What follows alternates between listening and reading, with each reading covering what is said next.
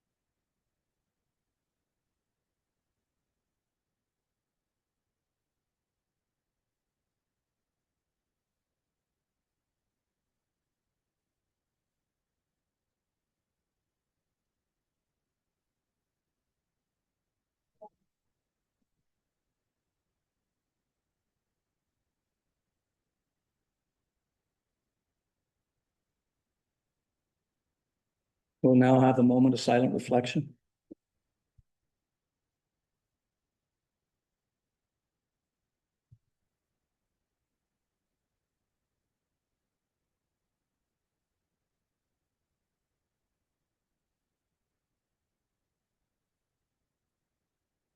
I will now ask council members to declare any pecuniary interest now or at the time of the subject matter. Councillor Ward? Yes, it will be. I have given it to the clerk, the one that I have declared. Sorry, R7. R7. Okay.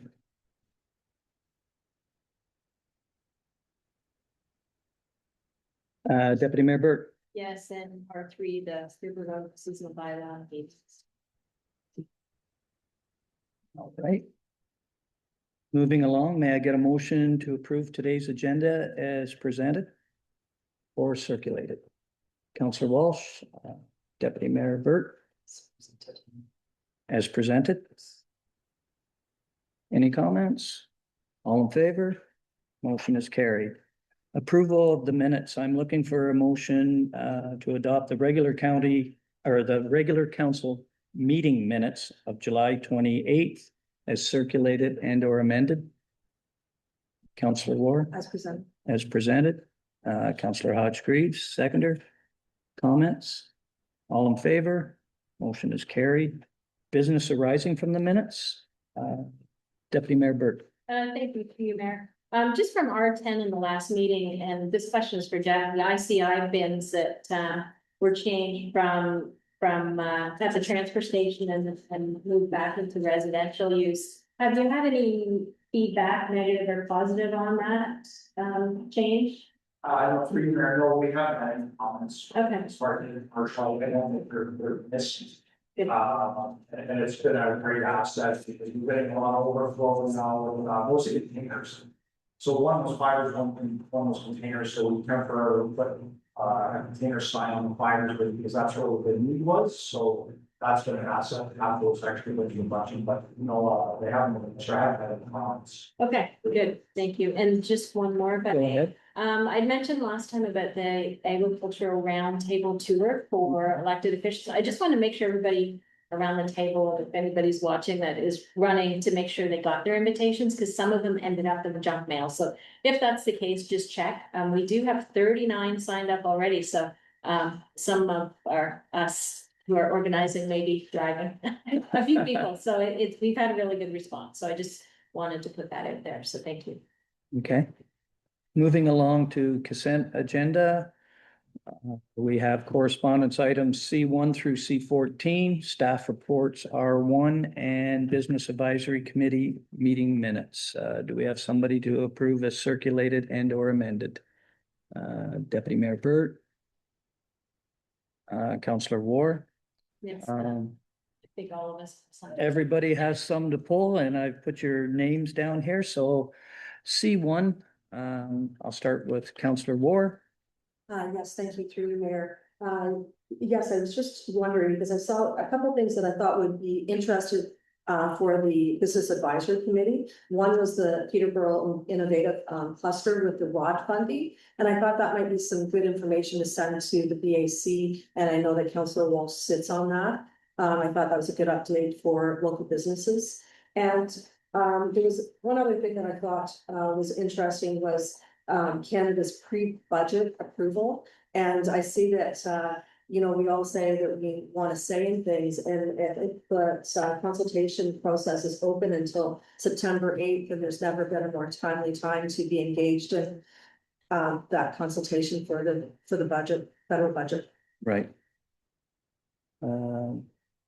Deputy Mayor Burt. Yeah, also with C1, I just wanted to pull the Kawartha Lakes, the Ontario expands primary care access in Kawartha Lakes, and they've received a very good amount of money to expand their services. So I think certainly as council and as staff, we keep looking, we keep trying to get more funding for healthcare services in the township. And I'm just wondering if reaching out to that healthcare team and getting some more information and really looking at getting a piece of that $3.4 billion, I believe, to connect everyone in Ontario to primary healthcare.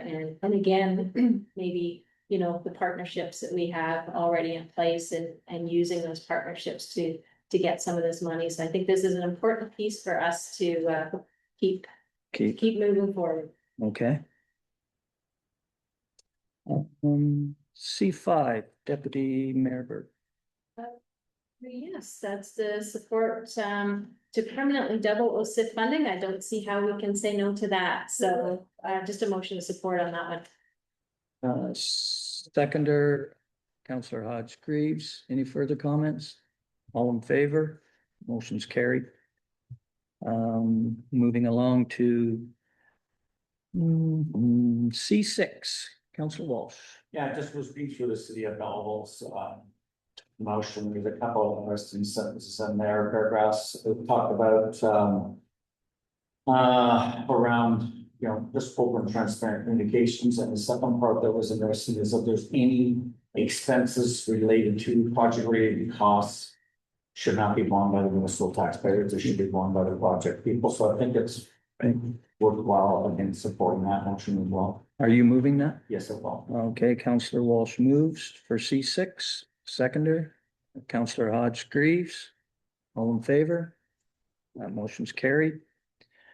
C7, Councillor War. Thank you, through you, Mayor. Yes, I know that you sit on this board, and now that the increases of speed on the 115 and the number of accidents that have occurred between Peterborough, Norwood, Havelock, and I was just wondering if there's something that you could bring up at the police board. Safe on 7. The Safe on 7 initiative that I think I brought it up a couple years ago, but I think it's never been more relevant. There's been a lot of accidents. It takes up, well, not only cost of life, but the cost of us sending our emergency services out to those accidents as well. So Right. I just thought it might be It something. will be mentioned at the next OPP meeting. Yes, and I believe that C7 also connects in with C12, which I'll comment on that later. Right. Okay. C8, Councillor Walsh. Yeah, that's just an interesting motion put forward by Prince Edward County around vacant commercial storefront tax. So I guess I guess it's just more or less, let's make sure we follow that. That's kind of interesting. We certainly have some big storefront in our area as well. That would be nice to see those developed.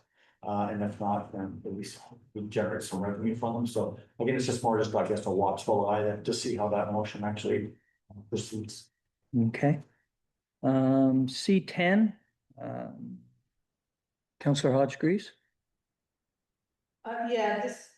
This is the Eastern Ontario Wardens Caucus calling for respect during municipal elections on the Alto project. And I feel this ties in with our eight around confidential information sharing agreement and how the Eastern Ontario Wardens Caucus are asking Alto not to be requesting any decisions from councils in this period of election, and I would like to put a motion of support for this for C10.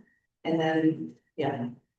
So you're moving motion of support, seconder, or Deputy Mayor Burt with a comment.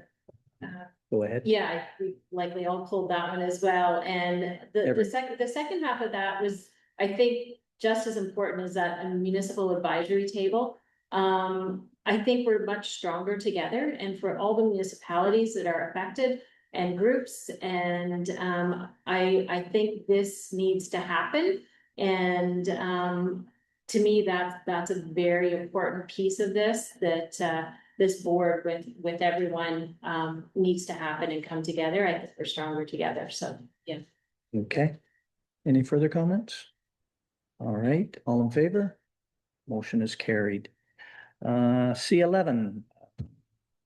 Councillor Walsh. Yeah, I pulled that one, and this is actually kind of follow up when I was at the annual conference last week. We actually had a delegation with a member of responsible for libraries, and it is around funding. The grant that libraries receive has changed. And we all know that costs have gone considerably up, and the services that libraries provide are invaluable to every community. So I put a motion forward that we support this. Okay, moved by Councillor Walsh, second by Councillor War. Any further comments? All in favor? The motion's carried. C11. Stephanie, or Councillor Hodge-Greaves. C12. We just passed 11. Pardon me? Did I just go by? Oh, sorry. Okay. Yes, just commenting on, and I think Council Moore has done numbers on this as well, but they're selling it like it's a good thing that they're only gonna cap our OPP funding to 11% increase. And I just think that's astonishing, but at least I guess they're giving us a heads up, but I believe Councillor Moore gets further. Just to add to that, they did say 11%, but all you need is Durham Regional to raise theirs 15 or 18%, and the OPP automatically follows that, even no matter what agreement you've already started with. Councillor Ward. Yes, thank you through you, Mayor. Just further comment to that. Yes, because it ties into our Q2 report that's coming forward later. And I had an opportunity because I kind of did the numbers in my head, and then I reached out to our treasurer, Jordan Webb, who provided more 11% increase would be 1.8% increase at $83,000. Am I correct in those numbers around about, Jordan? That's what I read. I think that's very close, 1.6, 1.7%. And that's only if it stays at the 11%. So, you know, for small communities, this is just devastating. Like, how do you budget for that? I know. It's a 2% increase. So, yeah, I thank you for bringing that forward. Remember? Yeah, so just another comment on that again. I think we've probably all pulled that one. I would really like to put a motion forward on this, that we send a letter to the Solicitor General explaining how difficult it is for small municipalities to keep up with policing. You know, we're pushing over $800,000 for Asphodel-Norwood. People do not realize that we have zero control over that. And when our tax base is, the majority of it is agriculture, taxed at 25%, we can't do this. And I'm not saying the OPP do not do a good job. They do a great job, but small municipalities can't keep up. So I would like to put a letter, however our clerk would like to word it, that we are very concerned, and yeah, it's great that we got a heads up, as you say. Yeah. Last time we were kind of lambasted with their increase. Would So you yeah, like this to go to all municipalities? Sure. Okay, Yeah, I would like a motion to go forward with a letter explaining this. Deputy Mayor Burt moved and Councillor Ward, you seconding? Yes, I will, but just with comment that we do say that we are a very small municipality, rural municipality. Smallest tax base. It cannot keep up because of the tax base. Heavy agriculture based. Right. Or actually makes it. If we can add that in, so I think please. Okay, C12. Oh, pardon me. Sorry, I didn't ask if everybody was in favor of that motion. Thank you, they are. C12, Councillor Hodgkrees. I just did that. Or you did that one? C13, Deputy Mayor Bertie. Yeah, just the Alto High Speed Rail. Hopefully everyone has seen the update and watched the videos. I just thought it was interesting with the CBC interview with the CAO and Blow. It was a very quick conversation, but they talked about the issue of closing roads. And he said roads will not be closed, and he said it very quickly, provincial or regional roads. And I don't think this corporation realizes that in rural Ontario, yeah, we have some provincial and regional county roads going through, but the majority of them are township side roads, and people live and do business and farm on these side roads. So I thought, you know, when his big thing was, oh no, we're not closing roads, and then threw in the provincial regional thing, I thought it was interesting. So hopefully you and other people have seen the videos, and again, just take those with a grain of salt. Councillor Walsh. Just to further that, actually, Alto had a booth at AMO, and I did speak to one of our representatives, and she did pass along that by spring of 2027, there would be an announcement on whether they're going the north or south border. Yes. And I also confirmed that from the purchase of land that they have bought one piece of property in this area in the Tonga South Mountain, there was a farm that was open for sale. They simply bought it, thinking, hedging that they may need it, may not, so we don't need it, we'll sell it back again. That's the only property in our general area that has been purchased today. Okay. Councillor Hodgkrees. Just through you, Mayor, to Councillor Walsh, did they mention north-south with the south to Kingston, or that's still part of the discussion as well? Still part of it. It's pretty great. Yeah. Yeah. Question. Councillor Ward. Thank you through you, Mayor. Just a further comment that piece of information from Alto, if we could put it onto the website with the rest of the Alto communication, that's, you know, for people, one place to look at all the stuff that's got. Please and thank you. Okay.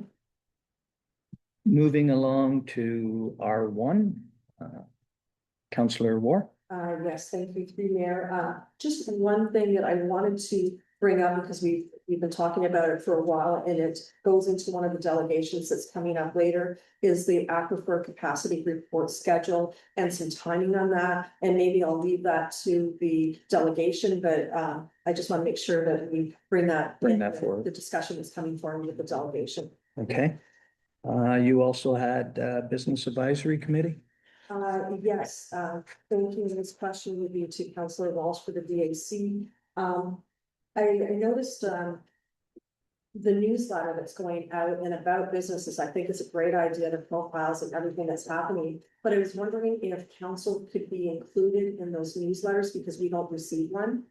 And I was wondering if we could be on that. Be on the mailing list, because I think it's important to be, you know, kept up to date with, you know, somebody going on. No, and I appreciate you bringing that forward. I think that's in there on my behalf. I know we send our told the business community and businesses, so people just make sure that absolutely we want to keep. Absolutely. Thank you very much. If I can just build on one thing, the newsletter is working. I don't know what I mean, something general business, but so one of the things we had the people tourism group down, our county tourism group down. One of the things that's an opportunity for local businesses is to put together a business profile that is on the county's website.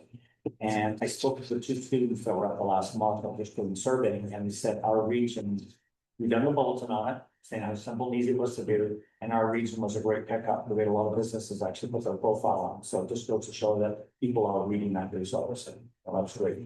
Thank you. Okay. All in favor? All in favor of all the correspondence and meetings, et cetera? It's carried. And we'll move along to our delegations. On to our presentation. We have two presentations today to start with Janet Lovey-Smith, the General Manager, CAO, Secretary Treasurer of Otonabee Conservation. Janet, you have the floor. Thank you, Mr. Mayor and Council, for having me today. It's a beautiful building. It's my first time back in the hall. It's lovely to be here. Just also a recognition that I have provided, I'm actually doing both conservation employees.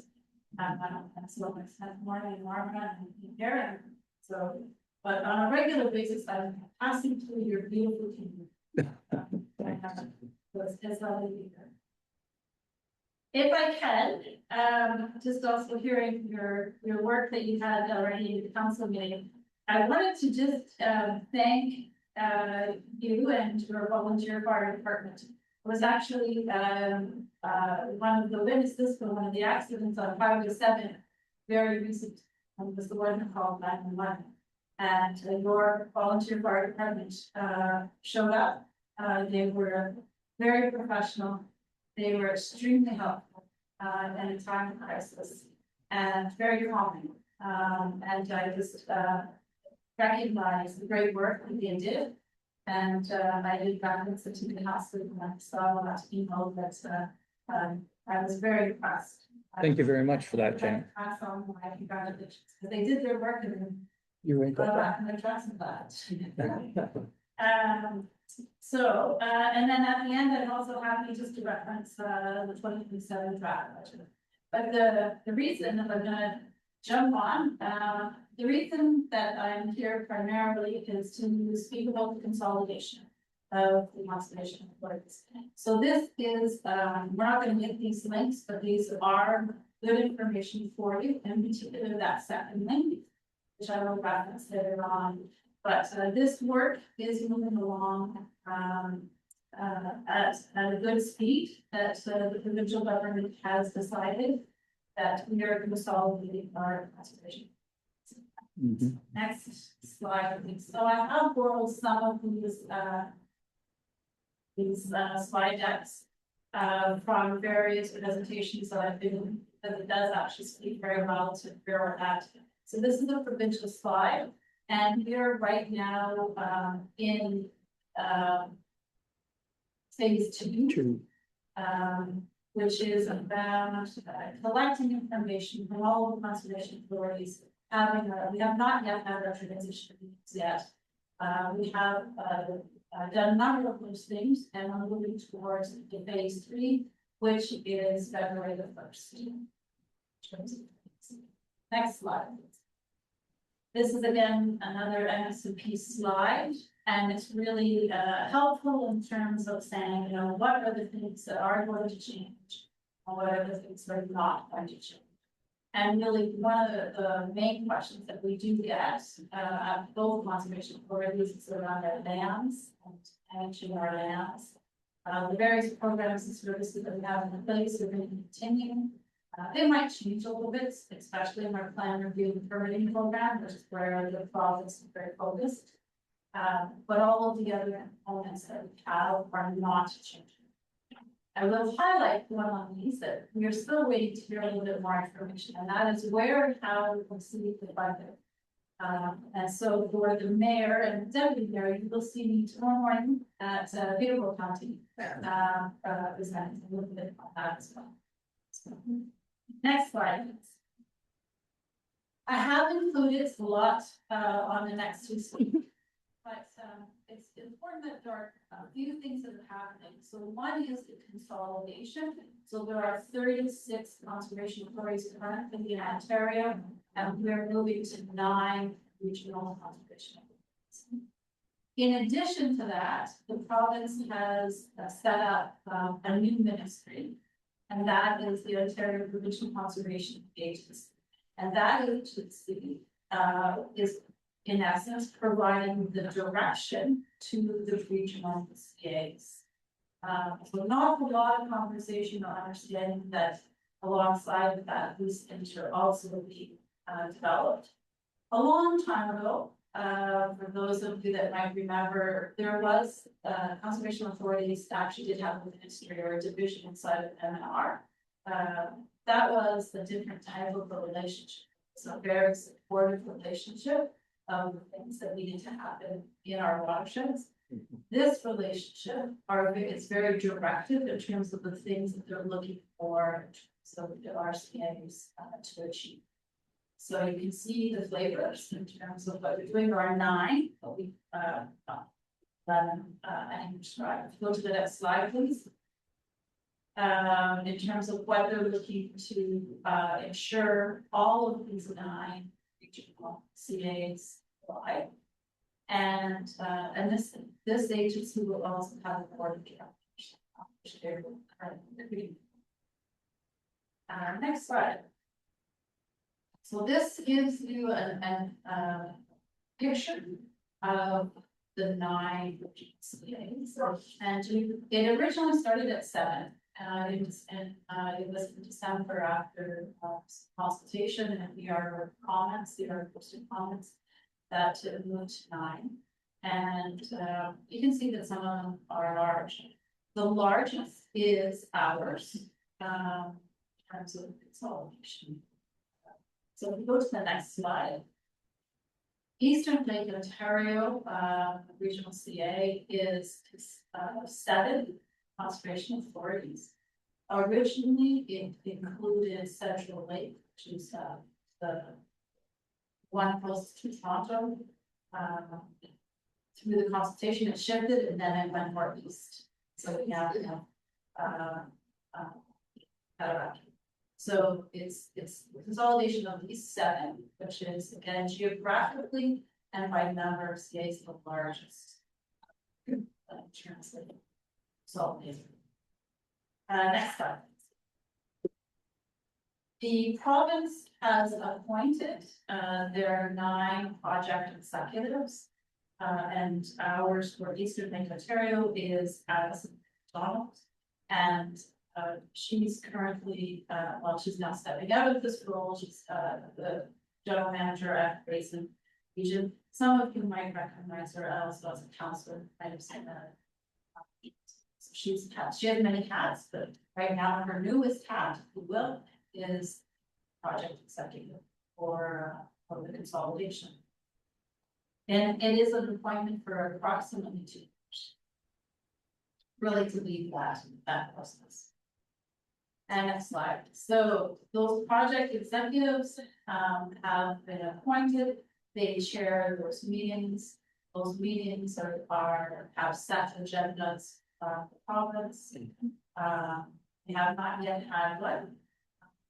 For autonomy conservation, it's myself and Chair Metcalf who will sit on the transition committee. And we're hoping to start in September. And alongside that, each of us, for each conservation authority, prepared information that would help inform the transition. So the number of documents that are another very detailed questionnaires on the state of the organization, so that when you actually moved into the transition, there was an understanding. I'm very pleased to say that for autonomy conservation, that I do give a lot of credit to the board and staff. We have worked through a number of things with the past couple of years, and we are in a very, very good position. We have all of our policies current, have our financial affairs in good order. We have capital plans that have our governance policies, procedures for all of those organs. So it places us in a good place for this transition. And we do talk about that, the board and also staff, readiness so that we have this. This is a significant change. And we want to be as prepared as possible. So I hope I'm giving you the confidence that we do have at the board level and that's with staff. We're as ready as we can. Next slide, please. So, with that, there is now one VR state that is out, and that closes in September. And this is around the this is around the board representation. So, and I did have some discussions with the board and also with the CAO county. And so I do know that people county has a motion come, which I have provided some input into during the self-help concerns. So there's two components to the CR posting. One is representation by population, which is CAs, and the other is qualifications for CA.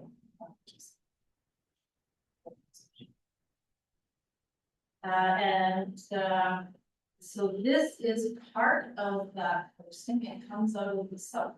It's a map that they have attached to all of they have attached maps and charts to that they are posting. And the next slide. And so while again it's right out of the posting document side. So some of the concerns that have been noted is calculations of population. So this is the representation by population. We have noted that some of the population calculations, in particular for the lower tiers, which is our community, has not been calculated appropriately.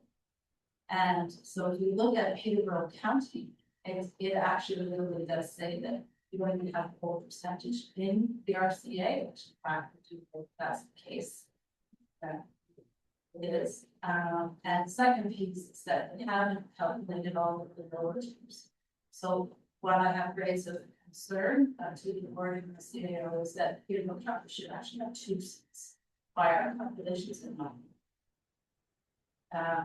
And the Durham should not have 3 pages because it's really around how the province calculated populations and where the values are set. So I will speak a little bit more to that tomorrow as well, but that is where that concern is. And there are lots of other concerns in other areas in the same challenges respect to populations.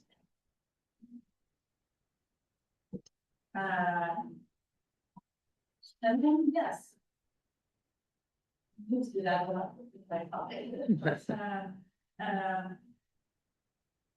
I just really wanted to put out there that thank you very much.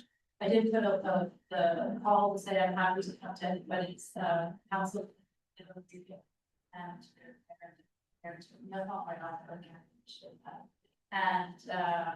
but we also talking institution are really working hard. Staff morale is good, considering that there's some changes happening, and continue to focus on our programs, services, and our relationships that we have. Many can be partners in these problems. So good work. It's really very important. Thank you, Janet. Council, do you have any questions? Deputy Mayor Burt? Thank you, through you, Mayor. Thank you very much for coming back and seeing us and speaking with us today. Yeah, certainly we're dealing with that board structure piece tomorrow. I'll be putting a motion forward. So I guess my question is, each conservation authority now has a certain amount of assets, land, all of that. And those assets and all of the projects that have gone on, a lot of those have been paid by the individual municipalities. So how is the province going to take those assets? And, you know, there's certainly, like, you look at Pro Valley, they're small, not a lot of assets. You look at Quinny or Orca, they, you know, a lot more land, a lot more assets. Like, What does that look like? Do we know? Through you, Mayor, what we know is that February 1st is still the date that the province has that we will move into this additional CA. And that all of the assets and all of the liabilities that each of the CAs have will now be incorporated into this CA. To this new CA. So they will no longer in fact to be individual 7 CAs talking their profile, but they will be part of it. I would think at some level within the board and project executive would go through some sort of analysis on what would we keep, what would we not keep, how would that look, right? How can we service it? Just a basic due diligence. We don't, there, it has been raised a few times because there's also some lands that have been donated to the individual conservation authority that have been through a bequeath that we might have covenants on it or restrictions on whether what can happen. So all of that information has also been communicated through this transition. So, And just one follow up on that, when it comes to the assets themselves, I'm trying to think how to word this. If the province is, amalgamating these, have you heard anything in the background that now that these pieces of land are being amalgamated, that they will remain conservation authorities and not perhaps used for other uses or sold off by the province? And I think that's important because I've heard that from many people. These are conservation lands, and like you say, a lot of have been bequeathed from families and that. Do we have the legislation in place that those remain CAs? For you, Mr. Mayor, it has been identified as one of the things by POCA that will not change, is that those lands will remain public, access lands. I think on top of that, there are opportunities to boost connectivity, the trail strategy, trail work that exists, that opportunity. But I think the legislation and how that works will be more later, either this fall or the spring. Okay. It would have to be in a sort of legislation as opposed to private legislation. So at this point we're being told that there's no change. Okay. Thank you. Councillor Ward. Thank you, Mayor. Thank you for the presentation. Can you give me just a reminder, because this is over to your representation, that's challenging. And just a reminder of before this amalgamation, how many acres of land Orca itself looks after? It's over 20,000. How many acres was it? It's a lot. It's Go ahead. Autonomy conservation has 10,400 hectares of land that has. Yeah, it's a significant amount of acreage. And I also had another question, but more of a level of our township, if I may, because you wonder, some of the things that we access and we take for granted, and in particular, like the data loggers that are used on the Ouse River, and that's pieces of information that we use as a township that are vital. If they've been continuing, people that don't know what data loggers are, if you could just explain how that works in our municipality, for instance. Mr. Mayor. Yes, we do, autonomy does have 2 data loggers in township, and people who are very interested or a little bit more can actually go to our website and buy the information. We get those.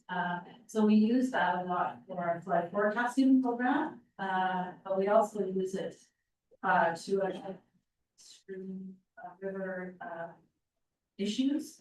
Staff check on that on a regular basis, and we use it also for our water monitoring. So it's that information that we're collecting feeds into another of our programs. We understand those within it. And we believe we have every progress and the board is wanting to. It also is going to be very important to provision in our watershed report card. And it also is very interesting. Like, should the county want to move forward the watershed planning work, that information is also. Yeah. So which is why I pay attention to the work that's coming. Because we have information that would be very important for sustainable growth in the right places at the right time. Thank you, yes. Any further, Councillor Walsh? Again, thank you very much for your presentation. It's back to the representation piece, so I know you'll county council tomorrow. And hope that they will then send a motion saying that people county should have 2 members of that club. The motion speaks to ensuring that the province uses accurate data and data collection is accurate. That in effect will be what I should do. Because there are many municipalities that are having some challenges. So this is a motion that actually Conservation Ontario is actually brought to it. Right. Okay, any further comments? All right, can I get a motion to receive this presentation for information? Councillor Walsh, Councillor Moore, all in favor? The motion's carried. Thanks again, Janet. I don't know if this is usually okay, Mr. Mayor, but I thought since I'm here, I'll just take a few minutes, if that's okay. Go ahead. So the Autonomy Conservation Board has approved the budget. One of the directions the minister has given all of us is to have our 2027 budget approved. Yeah. And we need to do that in this fiscal year. We're also mindful of the election time here. So Autonomy Conservation Board has approved the draft budget. It was circulated to a number of municipalities. And it comes back to the board on September 24th. The board approved a 0 increase for 2027. We did that there was a number of reasons why. One is that the current budget, we have been working on our budgets for the last 3 years and have done a very good job ensuring that financial sustainability. And so it ensures that all of the programs that we're just discussing are stable and in place. It ensures that the staff will also receive their increment that they would normally receive and give it. So that we ensure retain our staff. Transition. We were able to do that with the revenues that we had in so it's a 0 increase. For North Community, Mr. Mayor, it's around $4,000 increase, which is really around assessment. So the assessment has gone up this year, and that's where it comes. The increase will help. The budget itself is. So I just wanted to take the opportunity to play it there. Right. To have a good conversation with your CAO and I might as well mention it. Right. Thanks, Janet. Thank you very much for having me. Thanks for coming.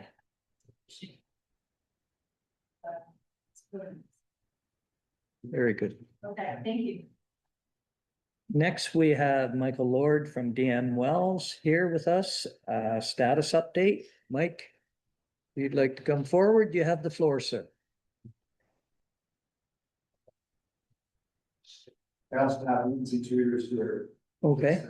There's some questions come up that I'm able to answer.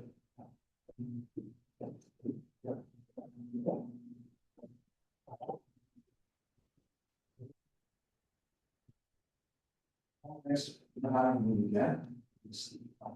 I don't remember the last time I was here, but I hope there was some interest and and a little bit of confusion, so I tried to put the presentation together today at a high level that I think addresses the questions that council asked in terms of the status of both what's going on at the landfill site as well as what's happening at the Asphodel site. Go ahead.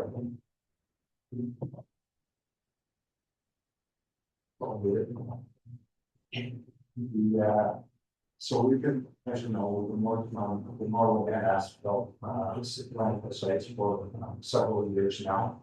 For the at the Norwood site in particular, we've been monitoring.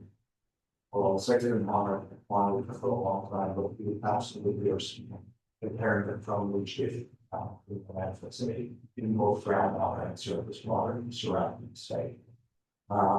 The groundwater as it sits right now flows generally the landfill site at the high point. And it does flow a little bit higher behind it. But generally the groundwater flow is southwest, southeast. Which the figure I'll show you in a few minutes indicates that. And then if you recall a few years ago in the street environment, when we went through the design operation closure plan for the site, there was a requirement in the industry for that the burn plans approval to properly place the site. If you recall at that time, council for the township wanted to tender, received only one bid, and it exceeded the funds that were given at that time.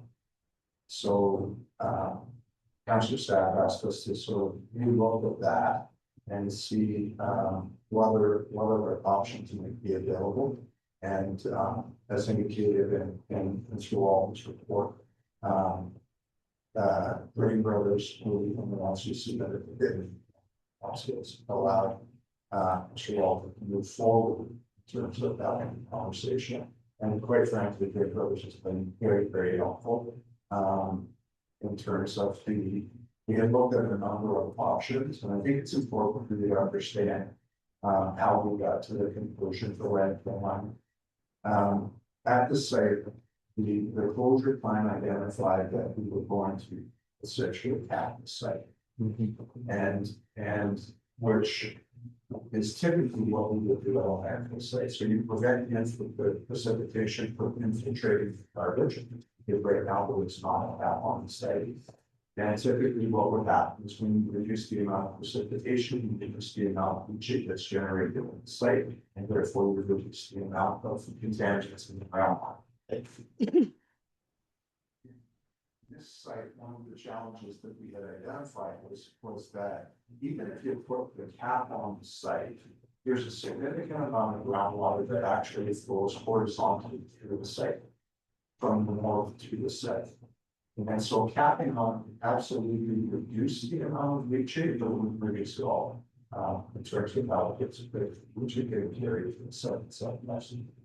And so we looked at a number of other options, and I think the last time I was here, I did but costs associated with the options.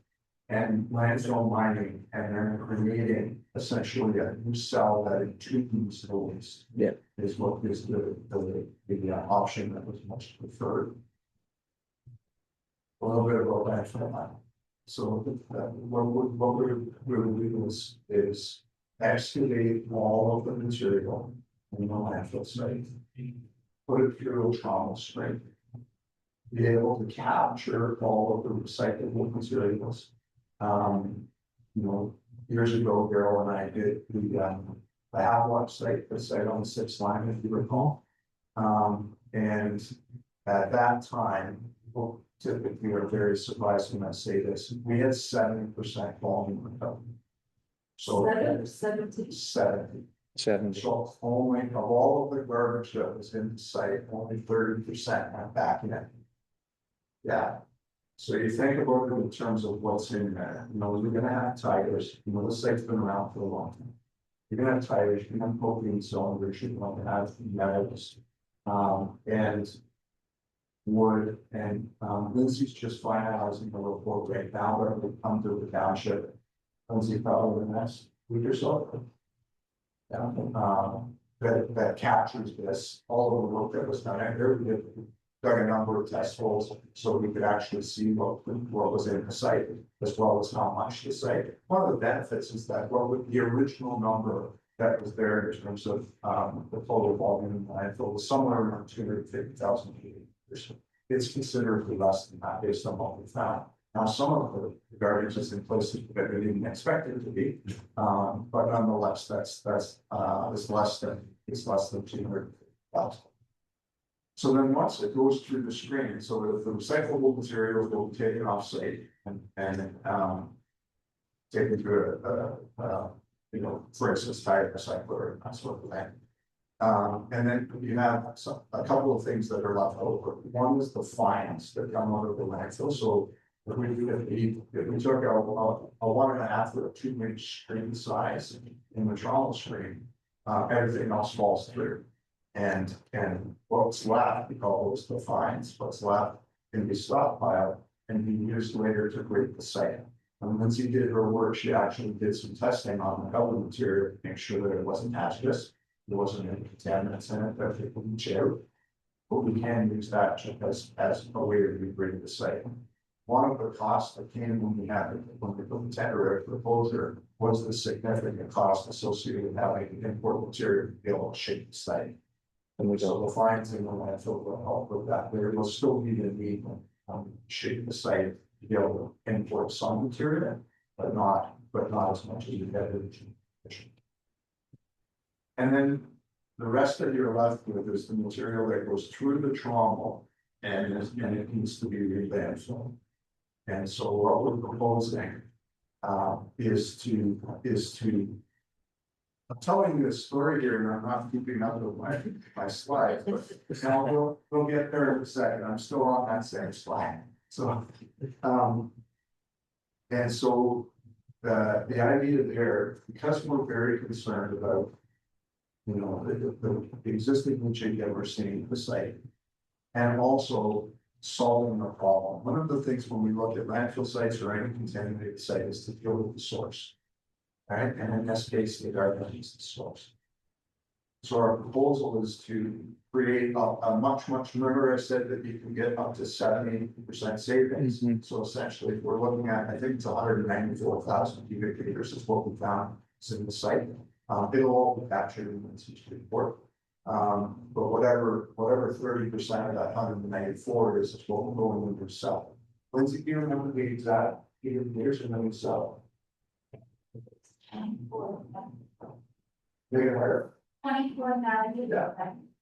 So you think about the size of the site right now, based on 194, and we're gonna create a new cell that will be lined.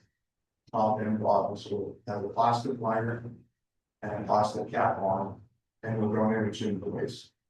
One of the things that the Ministry of Environment will insist on is that you don't accept any additional waste into that cell. Right. In case you were wondering, it could be paid a new landfill. There's a whole very, very detailed process. And we're in the process of working with the Ministry of Environment, which I'll cover this. But that's the idea. So you're going to end up removing the source of contamination, entombing it in a lined cell. And then over time, actually, in your case, probably quite quickly, you're going to see renovation of the groundwater, where you're not going to have groundwater contamination for the southwest of the site, continuing for that. Now we can. Another one said that when I speak, I'm like a cross-eyed javelin thrower. I don't set it in practice, but I sure do keep the ground alert. So as I said, we are in terms of next steps. We've had a couple of meetings with the Ministry of Environment already. Right. Just to get a sense on, we're very conscious of not spending the township's money unnecessarily. The CAO was able to tell you that. And so what the story I've been telling the Ministry of Environment is, if you're going to say no to this, tell us as early as possible so that we can look at another alternative. Because as we'll see in a few slides, this is not cheap. No. And so we've had conversations with the local district office, and PDO's Integral District Office, as well as the regional tech support. The way that works is that the district office has the local person, the environmental compliance officer, who's a woman by the name of Brianna Toombs. And the regional office, which is in Kingston, they provide the experts associated with groundwater, surface water, and air. And so you need their input, because the next level is approvals and permissions, which is, that's the group that reviews the application. That's the group that has engineers in place, where they review the applications and all of the supporting documents from a technical perspective. But they won't start their review until they have some feedback from the regional office. And so we've received memos from both the surface water group and the groundwater group indicating support for this project. Okay. So the next step is to meet with approvals, and we're just recently, yesterday actually, received an email from Mariana saying that she's still working on trying to set something up. The permission branch is in Ontario, is in Toronto. Then after we get input from permissions, so what input would we need? One of the things, if we were designing a landfill for you, either a greenfield site, or you wanted to continue to use that site, which identifies it. Then there's the Ministry of Environment regulations around designing landfill sites. Similar to what the April saying, is that you need 2 liners, a double liner system with a leachate collection system associated. We're not proposing that here. We're proposing a single liner and a plastic liner and a plastic cap.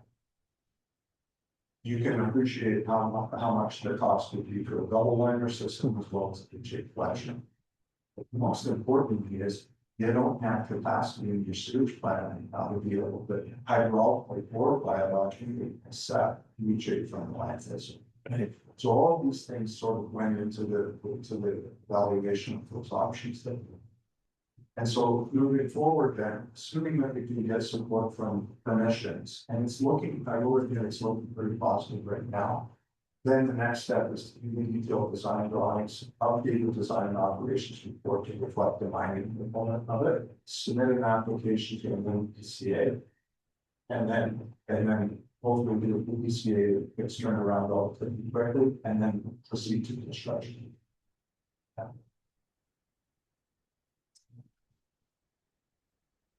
But I said it wasn't cheap. So to get us to the point of submitting the application to the ministry, so as you know, we've written a design operations report for you already. Right.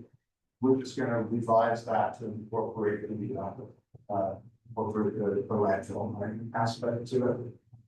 It will require some detailed engineering drawings because that's what permissions looks at. And then when we look at the actual construction in there, excavating all the material, springing it, creating the cell, filling the cell. You can see the dollar value of 4.6 million.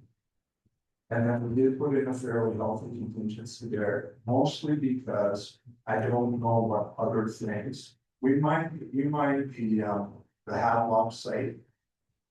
I want to say in 90, yeah, not well, 92, 95, somewhere in around there. So some of the rules have changed. So we put a fairly healthy contingency in there. Plus, fine, we'll go by. Daryl's cost estimate was just provided to us this year. We probably won't actually start mining the site until 28 or 25. So I think there could be an increase in cost. But what Jeff and Jordan and Ed wanted was, might give us an idea of what is the commitment here if we choose to move forward with this counted. Use that information to make it an informed decision. Although it seems relatively small compared to all of the other numbers, There is about a $27,000 application fee for the Ministry of Environment to that's what all probably way to reach in your pocket for that 27,000. I was gonna say, Mike, maybe they'll cut that fee because they're wanting us to cut our DC charges and everything, so maybe they'll just Yeah, all of a sudden help our municipality out. we did say it to. Yes. We will advocate on your behalf. We will do that. So in terms of timing here, and I didn't put dates on, because a couple of things. Number one, council doesn't agree to anything, you know. But I wanted to give you an idea of the duration that it would take to deal with this. So moving forward, to get us to the point of submitting the application to the Ministry of Environment, it'd be 3 to 4 months to take care of that. I mean, we would take care of all of that. That would be responsible for signing the application to the Ministry. The Ministry's review period is 9 to 12 months. Their service guarantee says 12 months. But if you recall, when we had the ECA for the closure last time, we put a lot of pressure on the ministry and had that thing turned around in 4 months. They're probably not going to be as accommodating this time because we actually wouldn't do it. We remember we wanted to get that done to be able to start the closure activities in September. Whatever year, whether 23 or 24. And so you're probably going to remember that. So if I were a planning person, I would say plan for 12 months. And then you get the state, and then there will need to mobilize the site. And it'll take between 12 and 10 and 12 months to get that work. My recommendation is that we do it in 1 winter time. And for a couple of reasons. Number one, there's time, precipitation, certainly there's snow, but there's precipitation is less. Because there will be precipitation that falls in that cell that's created, and we need to be able to bring the back truck on that out. And then also, people tend to be indoors during the winter time. And so if there are over events from the site, and this excavation is taking place, it's going to have likely have less of an impact. There will be odor on the site. But we can manage that as best we can by working in as small areas as possible. And then moving on to the next area. And there are understands that we've gone through this a few times.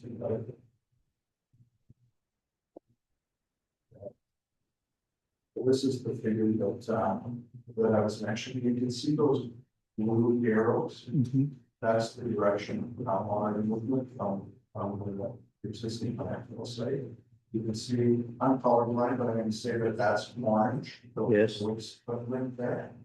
And then you can see at the top there of the green rectangle, that's where the new cell is proposed.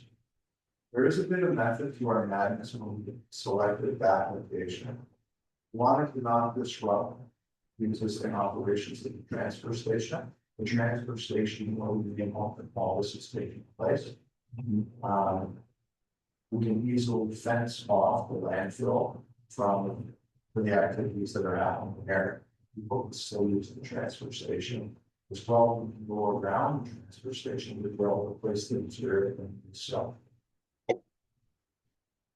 Also, another benefit is that you don't have a lot of data to be able to show the groundwater flows radially from the site. So we've got it flows in all directions around. We know we've got a lot of monitorables to be able to show that it's flowing to the southwest and southeast. So it's helping flowing to the northwest and northeast as well. And so why is that a benefit? Well, we don't have any contaminants in the water that we know so far. And so in the off chance that cell, the new cell were to be, we've got a significant amount of pollution that's going to benefit from development.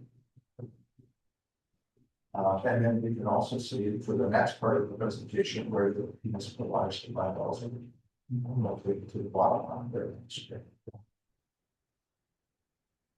I'll pause now for questions on perhaps on the landfill, rather than go through the water supply.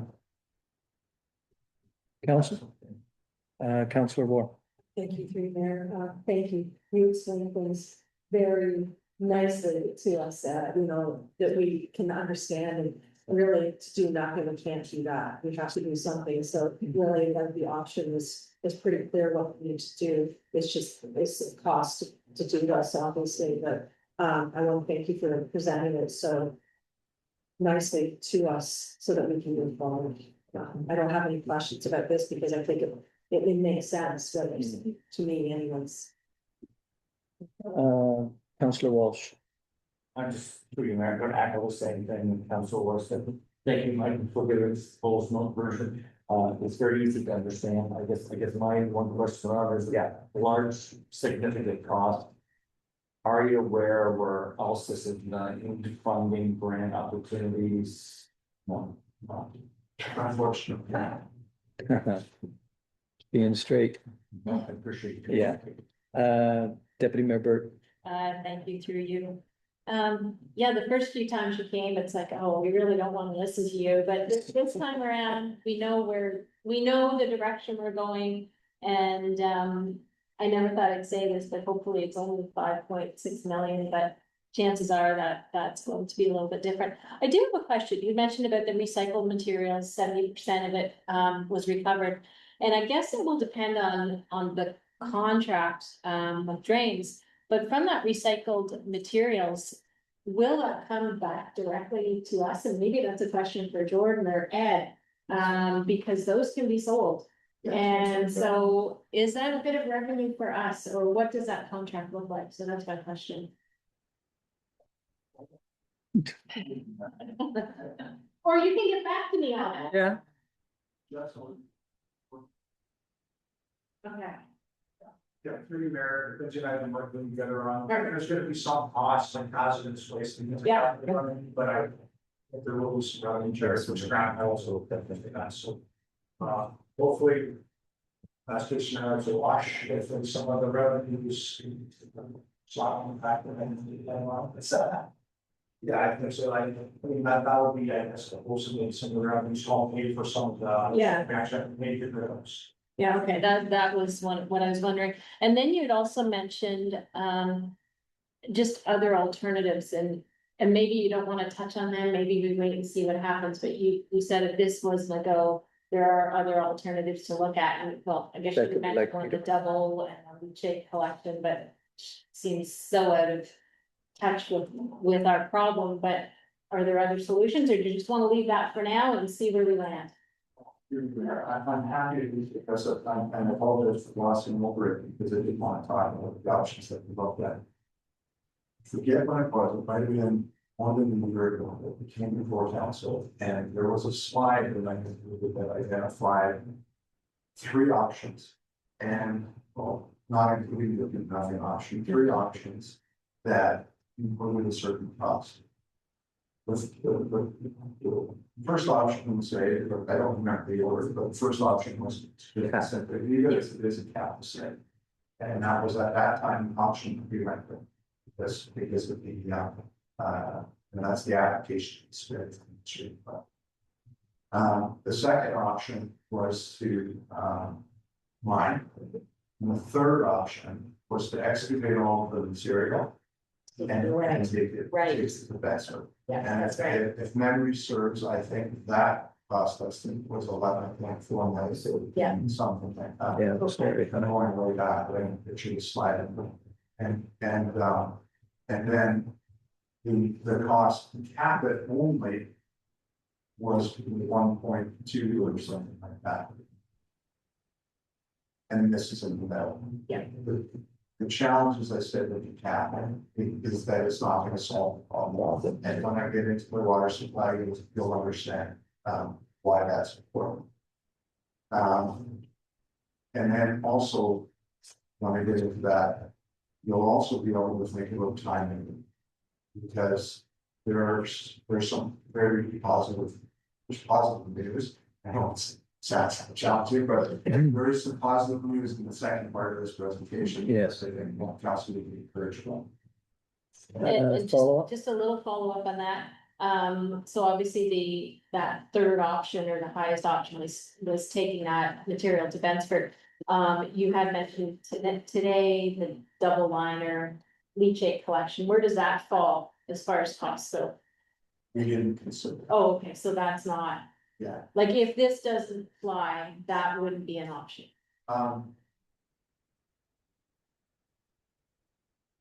Seen a lot of places for landfills, and I'll say that this is not the ideal place for.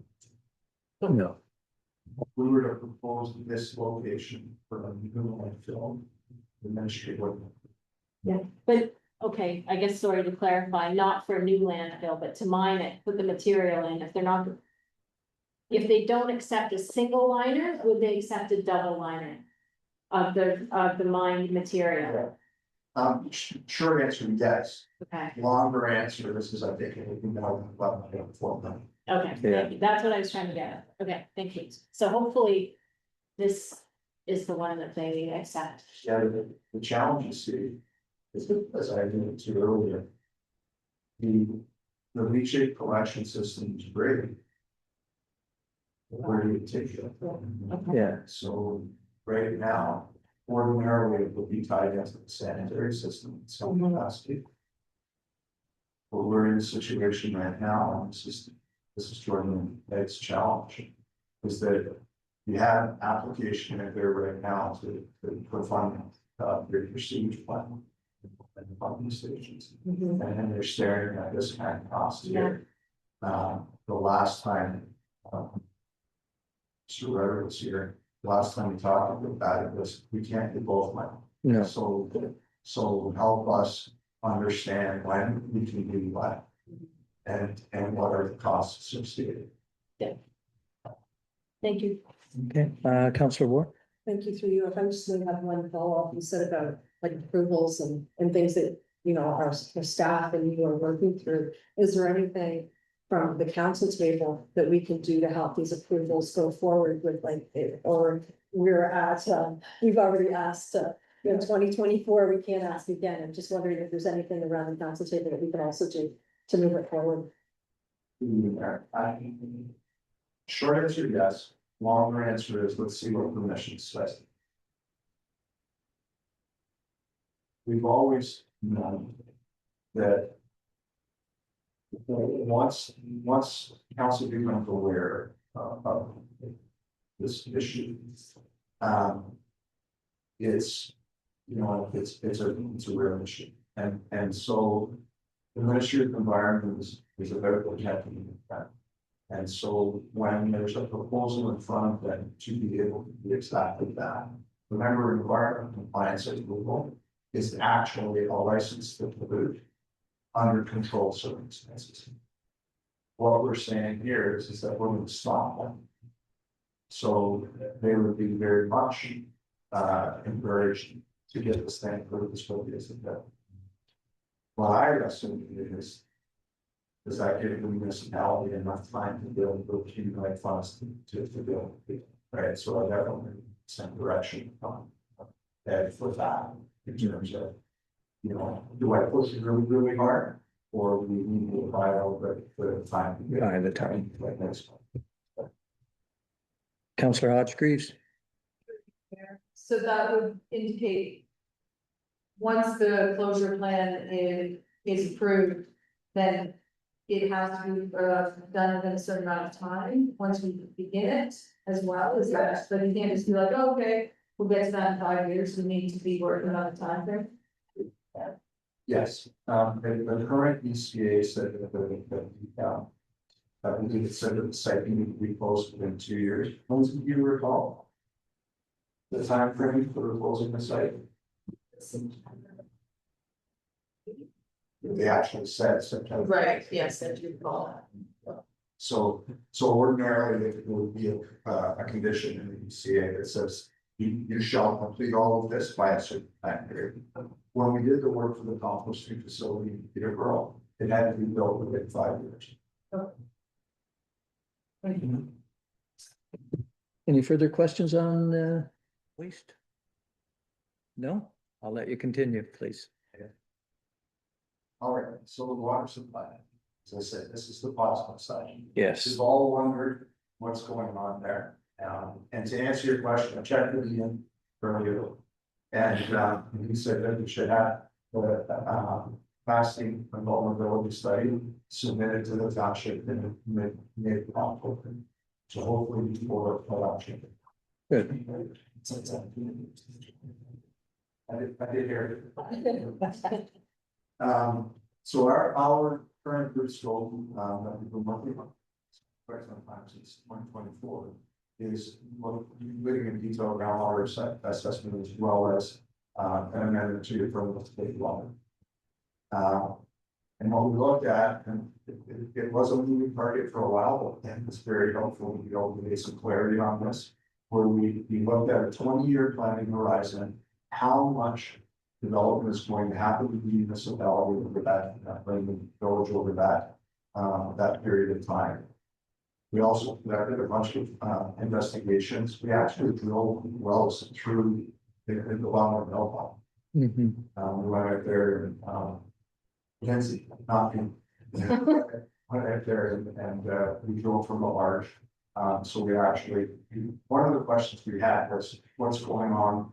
Remember we talked before about whether or not groundwater is flowing from one side underneath the mill pond and then coming up on the other side. Is the pond really essentially a hydraulic break from the groundwater? Now, well, positives and negatives to both of those answers. But we needed to drill those wells to determine that. And then we're doing a groundwater model, and that term model is going to be important in another part of our conversation here. But what we did was we prepared a model of 2022 for that soil protection work that we did for the conservation report. And we looked at that and modeled out the pumping rates out to 24/7. Okay, so that 20-year planning horizon. And one of the things we wanted to look at was beauty. You remember the term of beauty? Yeah. Direct influences surface water, which leads you to a place of right now you just have disinfection with your water supply. If it's beauty, then you need essentially a full conventional water treatment plant, Right. Filtration and as well as we want to be looking at the landfill and cheap concerns as well. So I know it's small to see there, but that table is summarized in those next two bullet points. Each of the rectangles and highlighted yellow is, so your current permit to take water rate is 1,965 cubic meters a day. And based on the projections, looking at growth, and of course this can change, you know, right now it's not really a seller's market, it's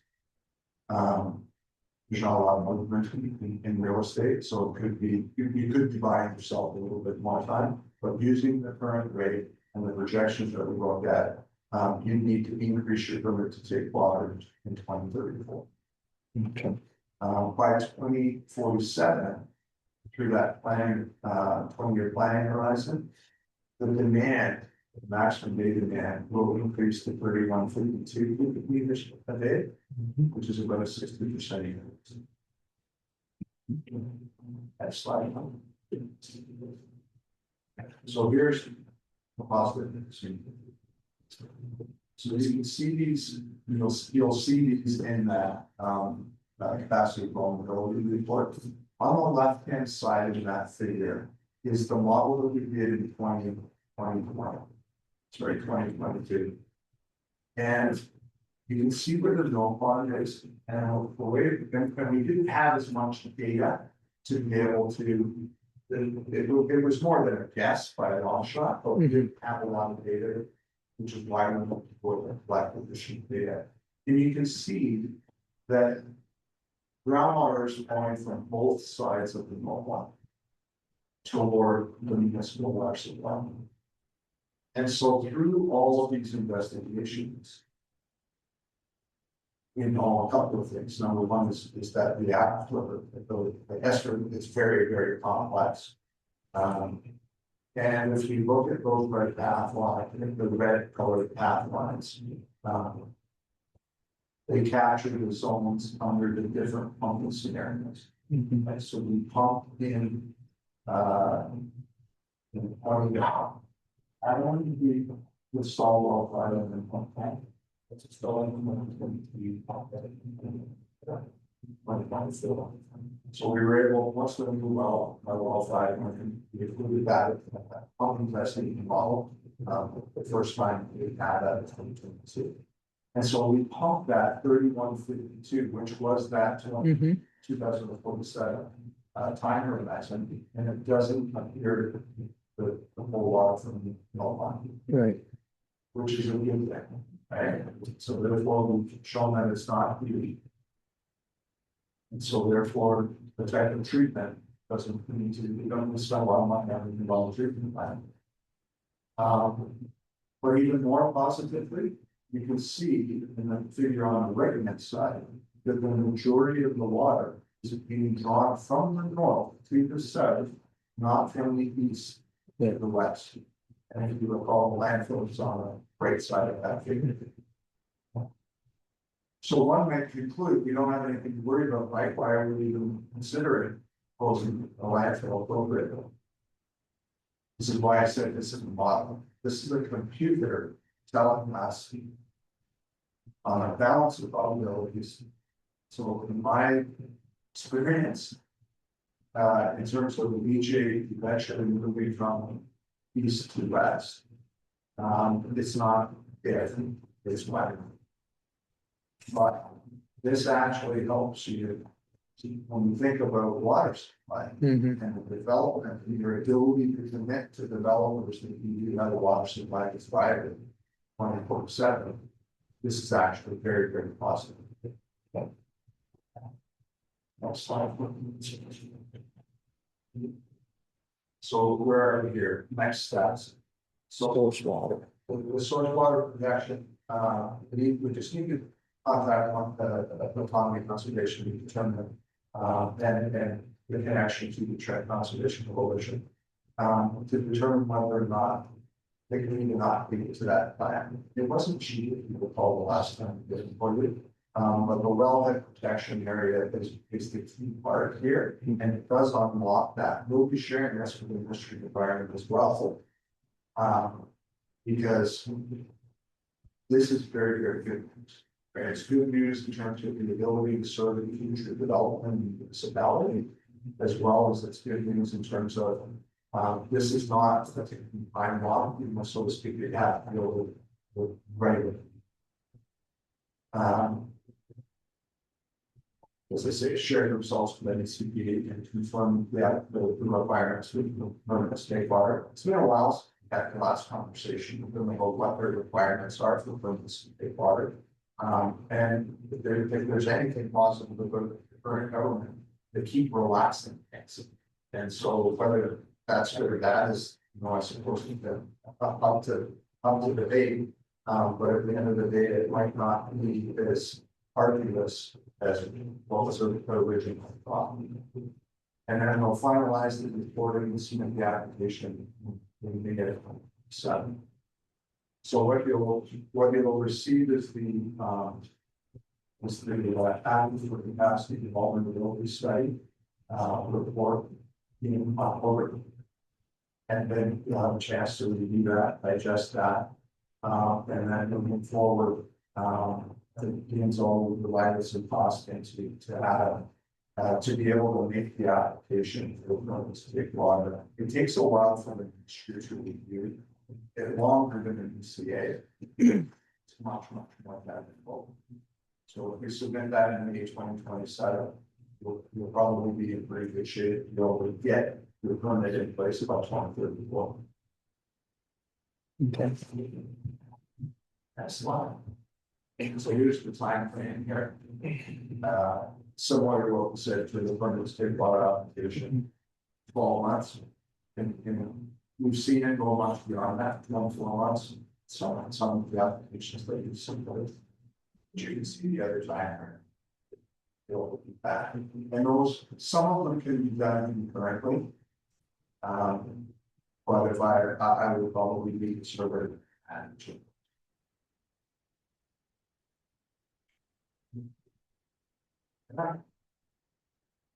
Well, thank you for that, Mike. My biggest concern was when you were drilling in the pond. Yeah. As I think Mike Rudder might have explained my purpose, what I said to him, to you, and that was, okay, you're drilling in that pond. If they don't have leachate down there and you're drilling down through there now, is that not like a balloon and you're poking a hole in it? But then we find out that the water is two different areas coming in. Yeah. Also, the way we grow. Right. It's, there's clay in the angular space. And, it's, Liz knows what she's doing. Right. You don't have any of these. Deputy Mayor Burt. Thank you, through you. I was very, you're kind of, you're so excited and you see it's not a beauty water, so. But anyway, that was fun. It's nice to get a little bit of good news. And, I am on that source, water protection committee, so. When that comes forward, if I'm still in that position after the election, I will certainly, be advocating on our behalf for that, so, anyhow, thank you for the work on that, and yes, it's nice to see some good news. I don't really have any questions.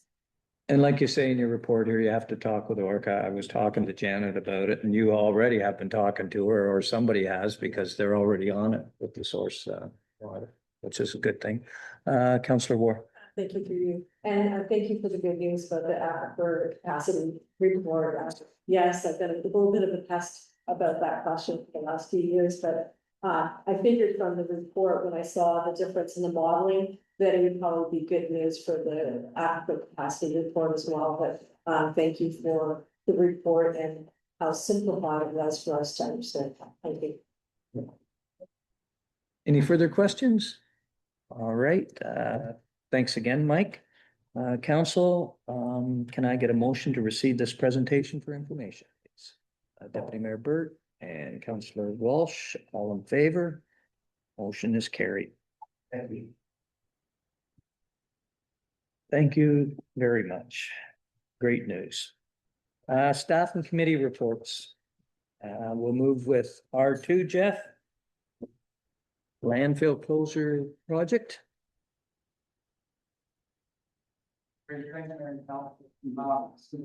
Information overload, that's for sure. I won't hop too much on what Mike's covered. I really appreciate Mike. It'd be a good day to lay it out. It's great terms and easy to understand for everybody. So yeah, just, I guess kind of a housekeeping item for us. It's been a long road from 2023 till now for sure. Although it's been a long road, it's been a very fast trip the past year, that's for sure. Trying to look at this, there's been a lot of calls in here, and I feel like we're finally there. I just to kind of reinforce what Mike had talked about, it has been a great relationship to this point, and just again, some housekeeping items, mostly for procurement for us, because it has been a good relationship, and we're all in it together now. Drain Brothers in 2023 were a little bit on the tender for the original scope. And I guess I'm firm believer that everything happens for a reason, and it's probably good that we didn't spend 1.1 million at that time and not solve our problem. So we are tripping over each other a little bit. We were very good here with our numbers at the time of this report, and the Wills was able to tighten them up for what the scope is going to cost. So I wouldn't get too caught up on our numbers because we're very preliminary. But just to give us an idea of all of them. But anyways, just today, just the purpose of the report was just that we can continue the relationship and keep moving forward to the end game as everything unfolds with the approvals of the industry. And again, I'm happy to answer any questions. I think Mike did an excellent job of covering the technical stuff also. Any questions of Jeff? Okay, okay, Deputy Mayor Burt. And maybe not so much for Jeff, but for Jordan, I would assume, that will be a big piece is the funding, and Councillor Walsh asked the question, is there any funding? And obviously the answer was a quick no, you didn't even think about that. So the next big piece is if we know, as the things move along, we'll get a tighter ballpark figure as to what this is gonna cost, and obviously that's not coming out of the annual, there'll be some funding or some financing that has to take place.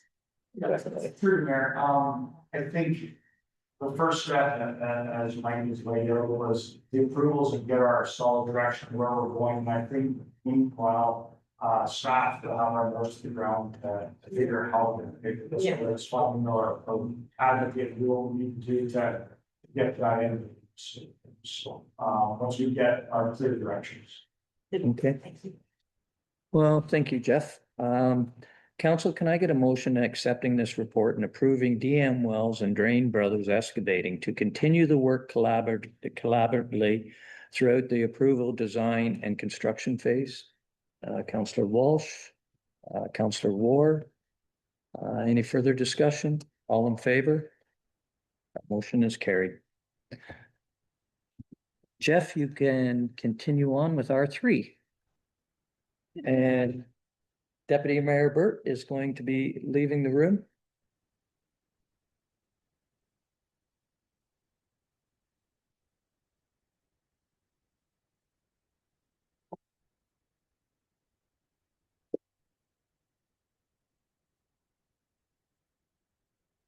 Go ahead. Thanks, Mayor Council. Again, just, I think it stems back to our road trip last year. We had a great discussion, with boots on the ground at River Road and just some concerns and, I think being proactive, and we discussed it with the budget as well, just, to catch some liability about, our seasonal road maintenance and just the winter maintenance only on a certain section of River Road. And, how we have had a lot of experiences over the past decade of different circumstances. I know myself, I typically get called by the OVP once a year why that road's not plowed because somebody's stranded. And, they drive by the big sign that says it's winter maintenance only. I think some of the existing landowners had experiences where their vehicles are there and stranded. So with that discussion with our road tour, we decided to maybe look at gates, which we did include in the budget last year. So I think just for, so we leave things in the condition when our times are done here, to include the gates in the bylaw, so everybody realizes where the gates were generated from in the future and they are part of the whole grand scheme of things of just seasonal maintenance. Anyways, we just wanted to look at a bylaw amendment to include some wording for the gates and how that would look. So the first phase was from the Holmes line at the fourth line to the third line. Just before the residents had the third line that look at installing gates. I did consult with all the adjacent landowners and everybody's fine. We will follow up with more of official letter than actual construction. Actually, the gate is so there was no concerns from the landowners. What that would look like was all the adjacent landowners would have keys to the gates. The gates are identical to the ones that are on Transit Trail that Snow Club uses. So there is a gap for small 8-feature vehicles that go through there for landowners, but if something larger is to be basically go. So the prohibits vehicles are just the travel public from getting through. So, Right. So the first phase issue again is from Humphreys line to the third line. And I haven't consulted with any landowners on the next phase. We're just gonna do the small pieces. Right. What is great about the sections are that, they're massive chunks of land, so it's not very many landowners that we have to consult with on each lot. So I'm happy to answer any questions. Okay, Councillor Ward. Thank you, through Mayor, and thank you, Jeff, for presenting this. Just two things with the bylaw. One with the signage that's erected, that it aligns with the May 1st to November 1st, that it, so everything for liability is on the signage if possible. And the other thing about a communication piece out to residents in Asphodel Heights, because they do use, like, that's a shortcut for a lot of those residents to make sure that this is happening and that we have a communication piece out to some of those residents that may use those routes for transportation needs. I know that Amazon drivers in particular, like, just to make sure that those are well communicated to everyone. But no, I think it's well laid out. I think it's necessary because Yes. no one wants to have a liability of somebody getting stranded on that road within the town. Thank you. Councillor Hodge-Grease. Last year on that road tour, we talked about a new meeting, updating Google Maps seasonally. Did that happen last year? Do you know? Like, did we officially send a thing to say that those roads are closed to Google Maps and Apple Maps? That's really where I did put a ticket, but I don't know if, I know I did put a ticket through. Okay, so yeah, I didn't think to check it last winter, but I guess we could just make sure that that was added and remember first, because I think that hopefully would eliminate the Amazon drivers who just look at their phones as they go. I was actually terrified of technical-ish, so it's actually, but it's very, it's painful process to. So. Thank you very much. Any further comments, questions? Okay. Motion is council that the council of the township of Asphodel-Norwood receive this report, and further that council approve an amendment to the bylaw 2014-20 to include the installation of gates in 2026 on a section of the River Road from Humphreys Line to Asphodel Third Line, and in 2027 a section of the Asphodel Road Third Line to the Asphodel Second Line, and further that the identified section of River Road within the bylaw 2014-20 receives seasonal maintenance only from May 1st to November 1st annually with no winter maintenance. I have a mover, Councillor Hodge-Grease, Councillor Walsh. All in favor? Motion's carried. Jordan, if you could let the deputy mayor back in. And Jeff, you will still have the floor, continuing on with R4 as soon as she comes in.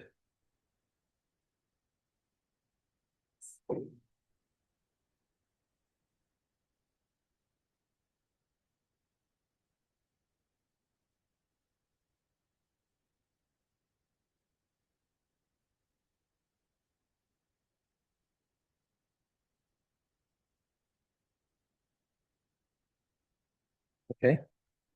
Excuse me, Mayor.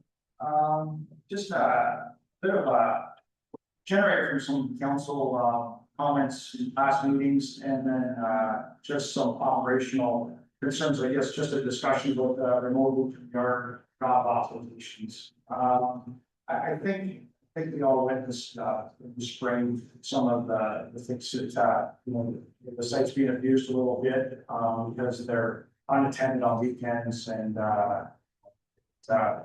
two in particular with Asphodel and the Westwood Fire Hall. I think the program is maybe going outside of what the original scope had. And I guess with me coming back, I did have concerns about satellite areas. I know RCA, we don't see sticks and leaves as waste, but in ministry size it's waste. And I know we're not allowed to collect waste outside of satellite areas and get your license. So I think as part of that discussion, was just some direction I need from council of the future of these programs, I think, for our own protection. So we don't put some hot water. Again, I haven't consulted ministry regulations yet. And again, just today, I guess just like just for some correction of how we want to proceed with them.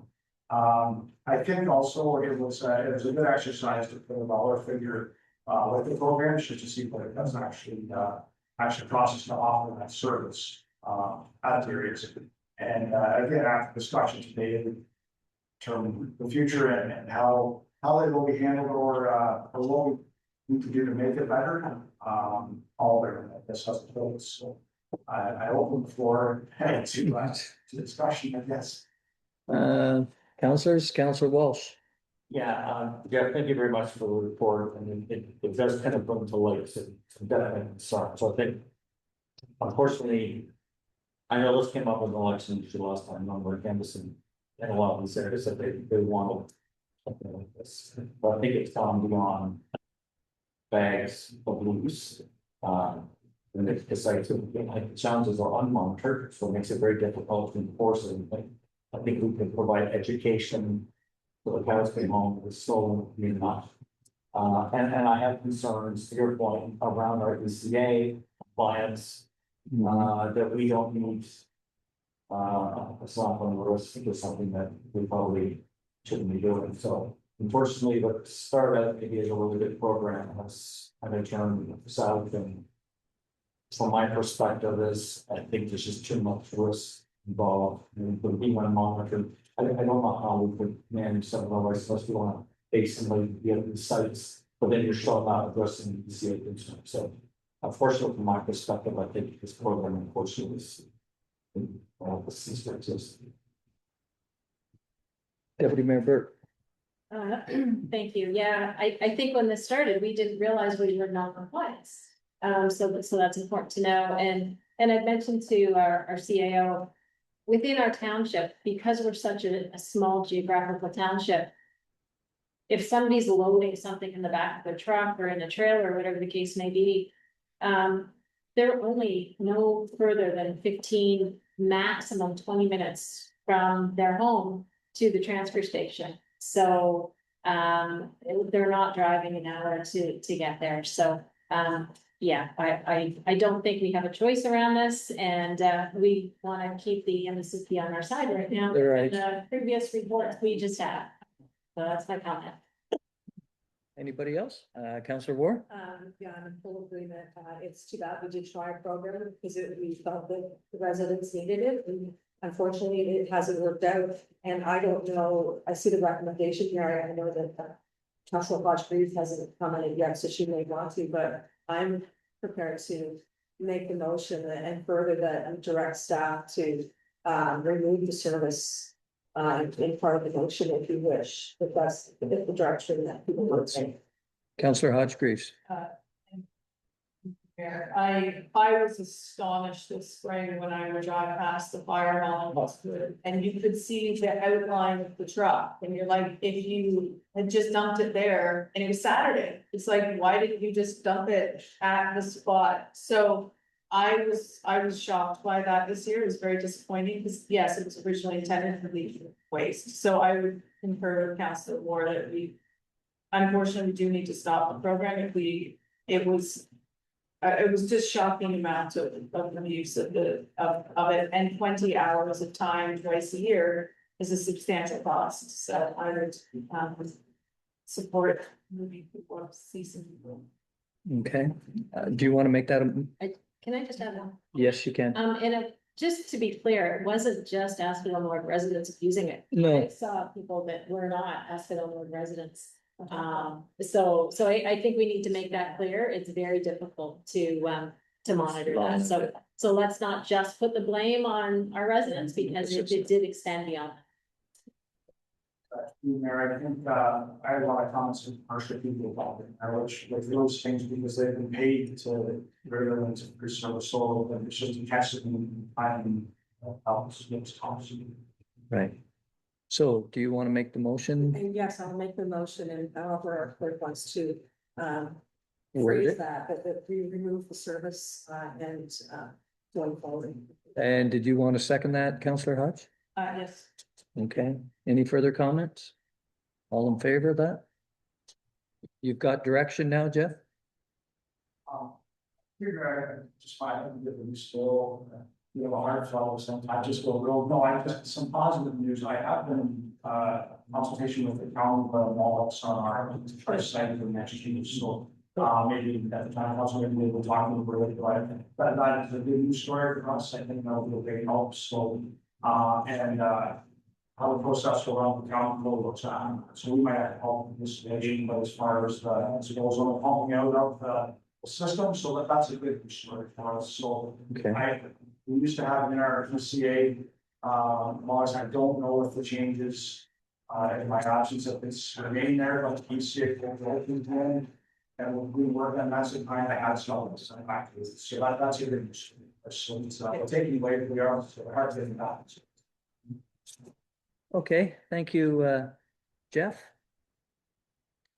And now we'll move on to R5. Treasurer Jordan Webb with the second quarter financial variance. Jordan, please go ahead. Thank you, through you. Before I get into the second quarter financial variances, forward, just speak to Deputy Mayor's question on landfill. Potential financing and having. Oh, I couldn't see, sorry. Like students and. Should have taken my son's approach in school, which is just, So if you remember in the 2026 budget, we did include a 1% increase to start the planning for this project. Right. Essentially, it's to draw down from the landfill is very slowly over the course of the 3 years, 2027, 2028. All those 1% increases, and hopefully by that time, we'll have built enough money into the budget for the financing. Given the new projected cost, that may need to extend, we continue on that plan. Just wanted to let everyone know to talk about the OPP increases and talk about other potential increases. So there has been a plan started. It was previous CEO everybody's plan. It was a great plan. I think personally, so it is something that is so big that obviously the financing is our own option. One thing Mike Ward said go funding options to date. I accept that. I think we should sit down them and do our best and communicate with the people that we need to do our best, because it is a significant cost for us, especially if someone other big priorities. So I think we'll do our best to try to find something if possible. And keep it moving forward. Okay, second quarter financial variance report. So you're familiar with these. The recommendation is to proceed with the report for information purposes. At the midpoint of the 2026 year, we're in a good stable financial position. With operating expenditures generally tracking the expected budgeted ranges. The table in the report shows 45% of the per day budget has been spent to date. To note, which is what you hear every year at this time, is that the majority of capital spending hasn't occurred yet. So we still have capital projects, significant ones. For invoice that need to come in, the work needs to be completed that time. So our forecast right now is we will be within budget for those capital projects, so that's good news. We shouldn't have any major concerns. However, it's still early, still a number of months remaining in the year, so we should keep that in mind in the background months where we're kind of making financial decisions. Other important notes, the medical center, you'll see the percentage to date spent is a little bit higher. That's primarily due to partnership contribution that we haven't received yet. We typically receive that in the third and fourth quarter, so it's $100,000. I was trying to have a new model and bring that percentage of the budget spent down. We do have some budget pressures that we have experienced in the first half of the year, and the transportation department fleet repair costs, fleet repair and maintenance costs is over budget. Right now, it will end Q2 by about 25,000. We do have equipment. I believe still in the shop right now. That we're waiting on to get repaired. So that will be a significant overage at the end of the year. The plan to draw from the fleet reserve in order to fund that. Potentially impacts longer term planning for next year, fleet, that kind of thing, but really isn't any other option unless we can find significant savings in the budget funds in the departments. The budgets are so lean as we go through the budget process that it's difficult to find those savings. Really, once the public doesn't always want to do that, but the truth is the truth. It's hard at times to put significant savings in year when we have these overages, which is why we encourage building those reserves the best that we can and try to give value for money for residents. Other overages in that department to date include overtime, so we're $19,500 total budget in overtime after the second quarter. Obviously, we'll have our descent primarily for potential winter weather and not extreme weather events or extended weather events. Early in the first quarter that contributed to it. We can't control those events, we understand that. We have discussed it internally and are working on essentially, well, what I call a plan, not really a plan, but an understanding that if we are over, it is drawn from the transportation reserve in order to fund it. Which again, potentially impacts projects down the line. Mhm. But we've got to do what we've got to do. So we continue to monitor these areas and identify offsets where possible. Again, there are a number of areas that we've identified for potential savings, but nothing that's significant in nature, unless there's a significant project scope change, capital project that we've already approved. We don't see a huge savings in here, to kind of account for these overages.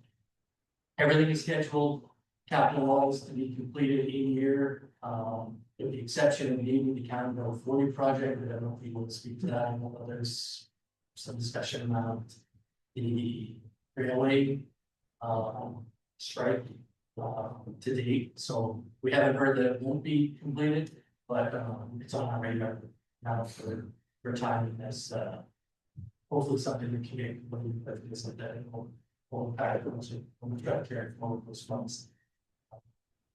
So, this point, I'm happy to take any questions if you have any questions now. Any, Councillor Walsh? Through Mayor, and during I had reached out with you regarding this, the wind for the ice storm. Funding that we hope to receive, will that be a budget windfall, or are we already kind of included that in, that we're gonna get those funds? Through you, Mayor, so we've included it that we will receive funds, so those burning the numbers that you see on the 2025 and the 2026. Full disclosure, I have a phone call or a meeting on Thursday with the representative. I don't know if I mentioned some of the councilors, but there was discussion around some costs in neighboring municipalities deemed ineligible, kind of causing a bit of an uproar, I guess, that traveled in the treasury circles. We did get an email from them. They had deemed some of our costs around fuel and that type of thing as ineligible because they say that we can't prove that it was specifically for that piece of equipment during that time. So question we're gonna ask them is, do we need to record a video of us going into the vehicle? I don't know what else we can do during the course of an emergency to prove that the fuel purchased at this business was pulling to township owned vehicle in order to service that. So I had a discussion with them on Thursday, because it will impact our costs. It has been, as you know, presented by politicians on what measures we provided to a lot of these communities and to properly, you know, or unless you can say, never see kind of go back to this. I understand both sides of it. We need to find that issue. But to me, there's certain items when it's quite difficult during that emergency to make sure that we've done everything. Right. So we'll do our best to help to that.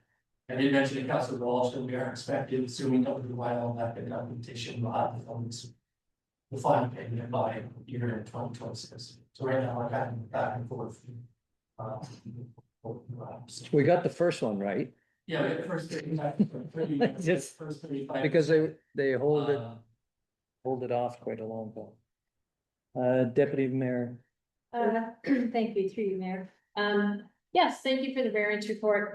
It was nice to see, we knew it was there, that WSIB credit line. It was very nice to see that in black and white. So good work to everyone that made that happen. Yeah, that was my highlight, was the winter overtime. And let's face it, Murphy's Law, the storms hit Friday, Saturday, Sunday. Like it just seemed to happen, and there was a lot of extra work. So I just want to bring this up. I know I've mentioned it before. Is there an opportunity to look at seasonal hires, maybe winter staff on call 2 weekends a month or something? And not like that may not even offset the overtime, but I'm thinking of burnout of the employees. So I really don't know if that is something that council has an appetite for, to at least just look at. And it might not work for this year because already other municipalities are hiring their winter seasonal staff.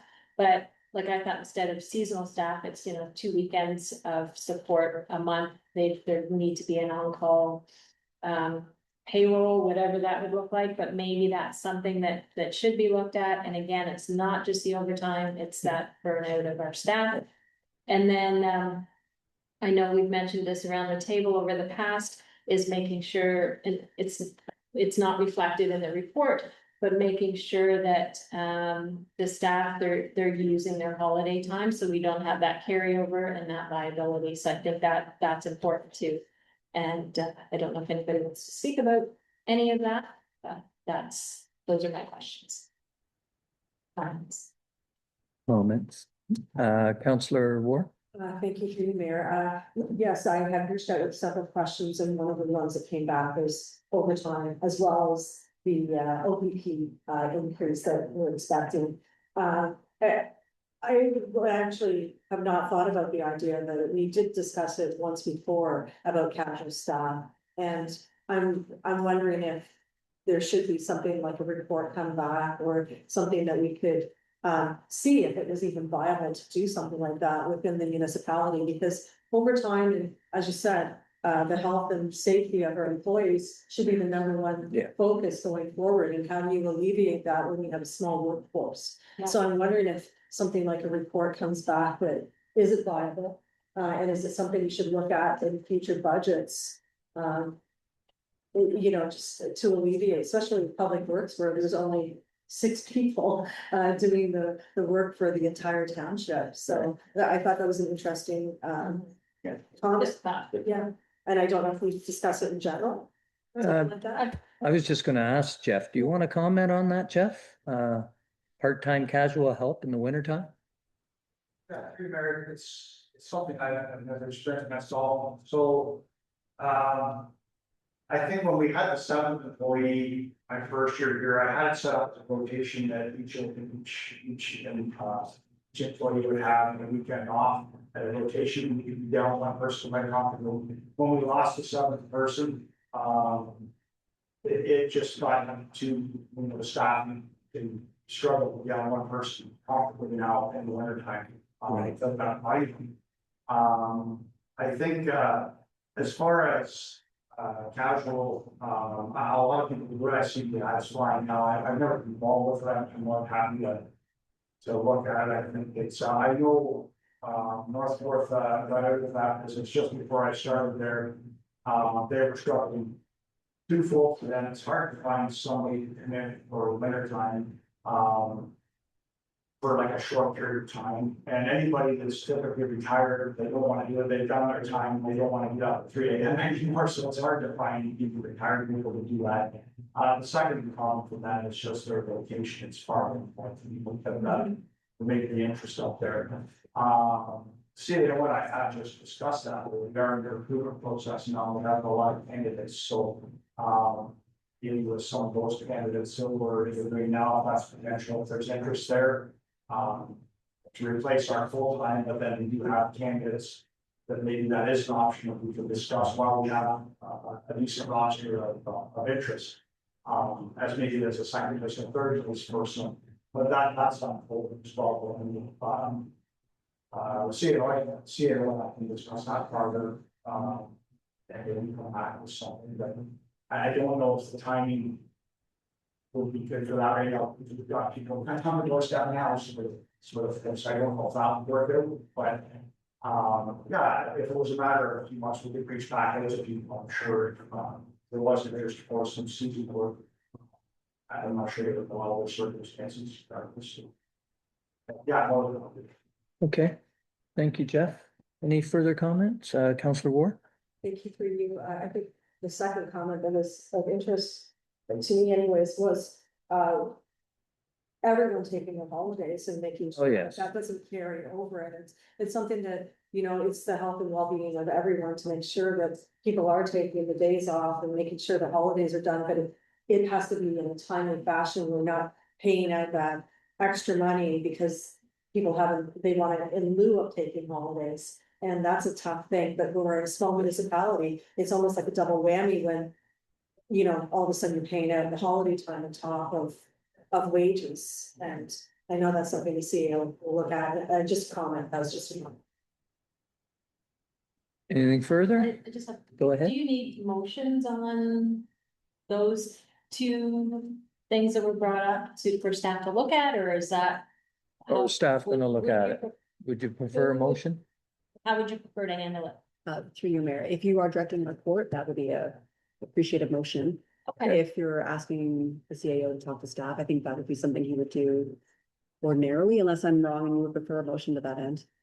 would you prefer a motion for both of those? Okay. You prefer a motion? Okay, Okay. okay, so, Would it just be, you know, casual staff and vacation time, that kind of thing, combined, like a set of different reports, so separate reports? it's however you choose to do it, but I'll just put I can put a motion out that I'm directing staff to look at, Casual. seasonal, casual, on-call, winter, support staff, as well as, ensuring, managers and staff are using their holiday time,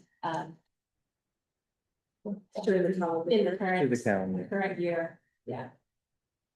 However you'd like to move that. Through you, Mayor, could that be an and further than? And to further the that. Receiving for information? Okay, Yeah, Thank you. that's fine, thank you. and for, yes, tie it all in.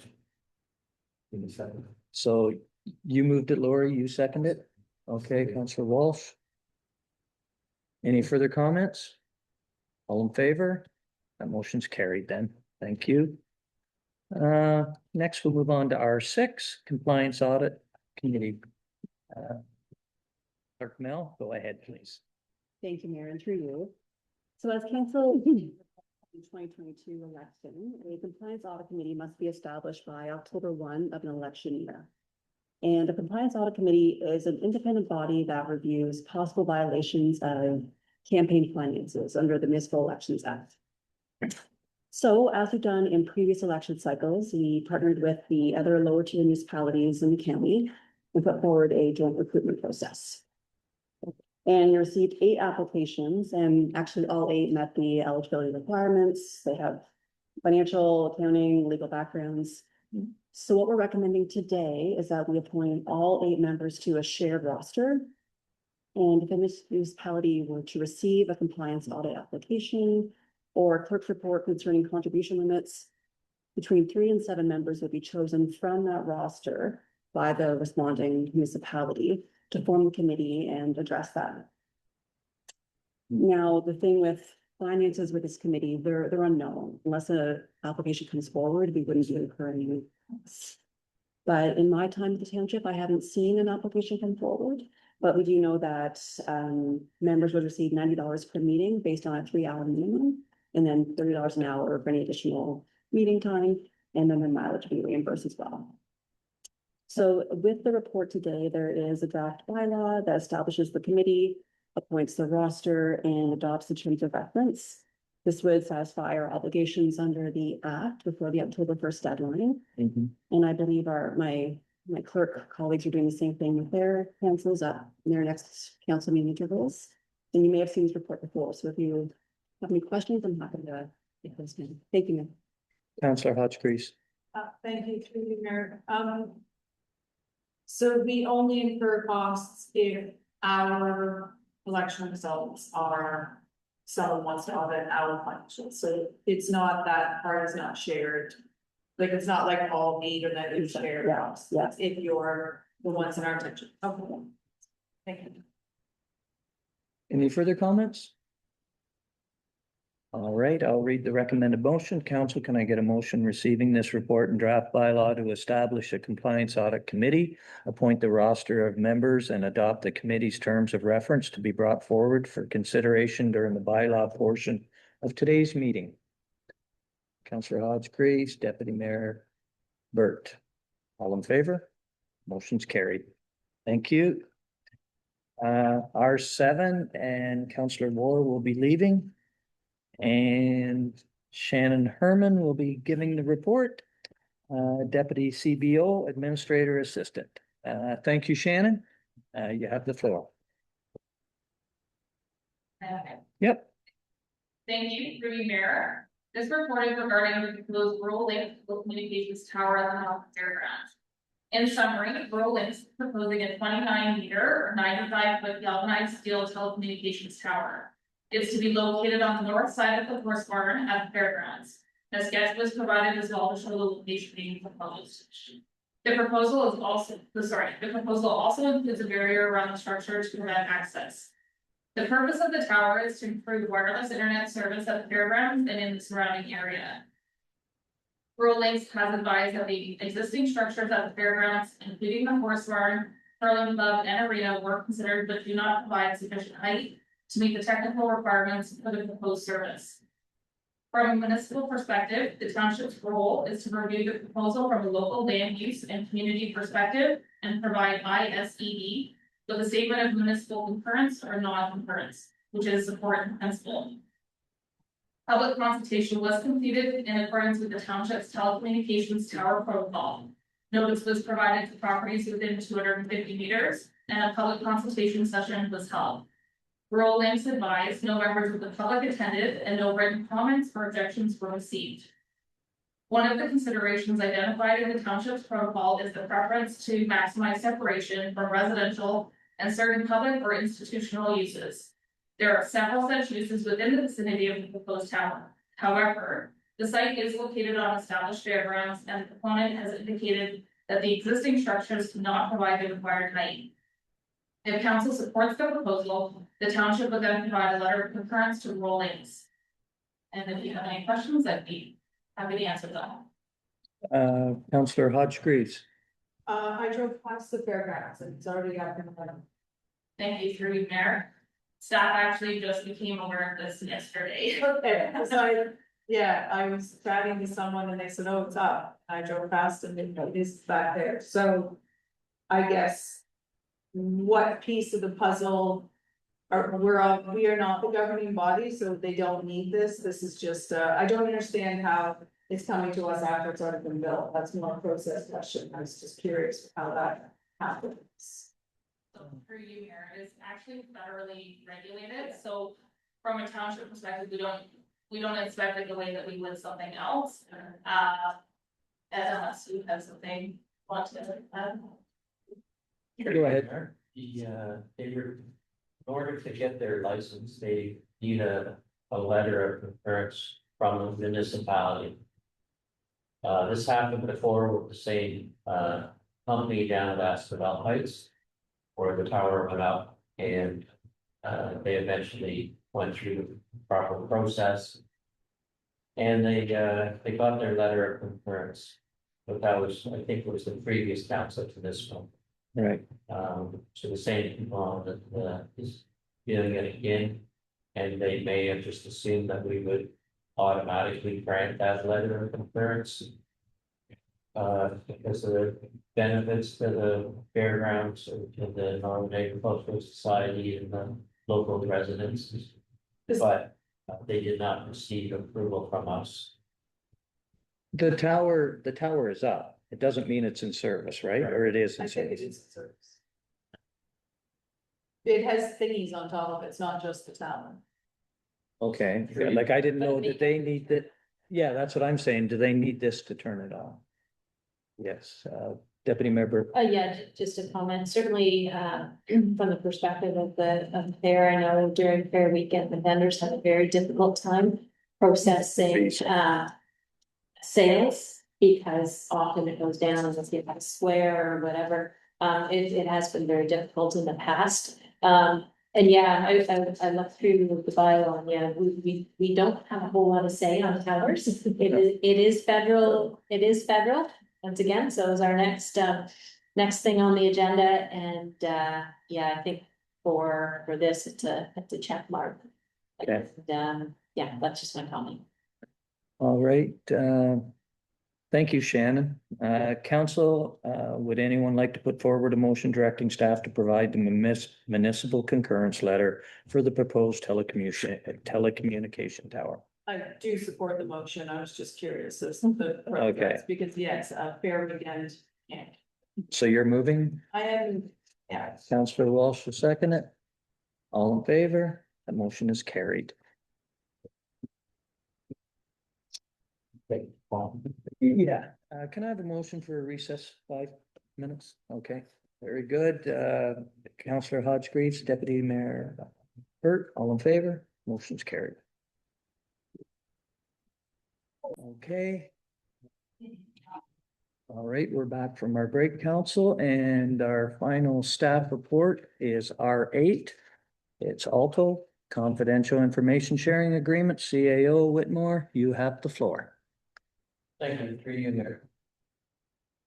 It is authorization to execute the confidential information sharing agreement has been sent to us from Alto, and they would like to provide this information to the CAOs and hold meetings with the townships and the county that are confidential. And then that information may be shared in closed meetings only with council. And I thought that bringing this to council is the best way in an open council meeting, not behind closed doors. Now, some councils have taken this to closed meetings and had it approved. So they have, Alto has told me that, but I just wanted everybody to be aware that they presented this agreement, and it's not a non-disclosure agreement, but it's exactly the same as a non-disclosure agreement. It's reworded, but it's pretty much the same thing. So if council wants me to participate in those meetings so that we get information prior to them releasing it, or having input possibly on information prior to them releasing it publicly, I would need direction to be able to sign this. And if council doesn't wish that after the new elected, whether that council should decide, or any other number of ways to go about it, maybe we will receive information through the county of Peterborough or through the wardens, the Eastern Ontario Wardens Caucus, or some other channel. But if you want your own direct channel, this is the only route that Alto has provided to us. And so I'm 100% open to discussion, and I have a feeling that nobody wants this, because nobody wants the, it was quite clear, nobody wanted a non-disclosure agreement for council members here. So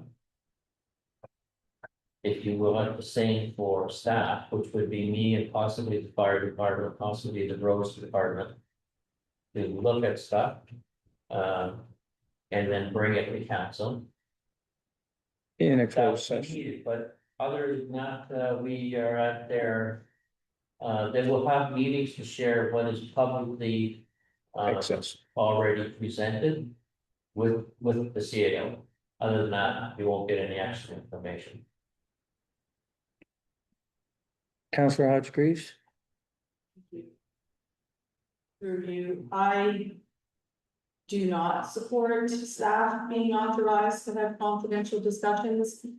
It's the terms of it are, they're very binding. It's a 5-year term. It's not. And even if you're compelled to have disclosure of any information that you receive from the thing, they ask that you tell the originating party or Alto so that they can see an injunction in the information being shared. I'm very, very uncomfortable with it's siloing all the discussions around this project. And I know it seems like we get a leg in, but I don't feel we are. I think we're giving up our collectiveness. I think in the motion that we passed to support the Eastern Ontario Wardens Caucus around establishing what Deputy Mayor Burt was highlighting was the municipal roundtable. We need to be sharing information. They are forcing us into these tiny little cells of individual information. They're baiting us. I feel they're baiting each municipality with, you'll only get to know this if you sign this, but we are signing away our open, transparent project information. We're signing away a lot in a project that's supposed to be for the greater good, but they're trying to do it all behind closed doors, and I cannot support this at all. And it certainly shouldn't be, as the Wardens Caucus says, it certainly shouldn't be happening during an active campaign in 444 municipalities. It's not fair on the election process. It's not respectful of our level of government. And I don't feel that, I know it'll feel like we're not at the table, but we're not, there's no information that we can share publicly. They still own all the information. And I personally, and I feel from the electorate that the residents who contacted me, nobody wants this to be signed on behalf of fans. I would strongly, that's my thoughts. Deputy Mayor Burke. Thank you, through you. Yeah, it comes down to support, we supported C10 today. And so that's a no-brainer. The understanding around this table is that we will not support this. Who knows? We could have 5 new council members sitting around this table in a couple months, and they may change their mind. As I said at the last meeting, I am certainly a no for an NDA. And as Councillor Hodge-Greaves says, we all work better together. And in my mind, they're weakening municipalities when this happens. We have the inability to speak to one another when we sign one of these. And I really struggle with the fact that they think that this needs to happen when we have our own procedural bylaws, and part of the municipal act is how we conduct our closed session meetings.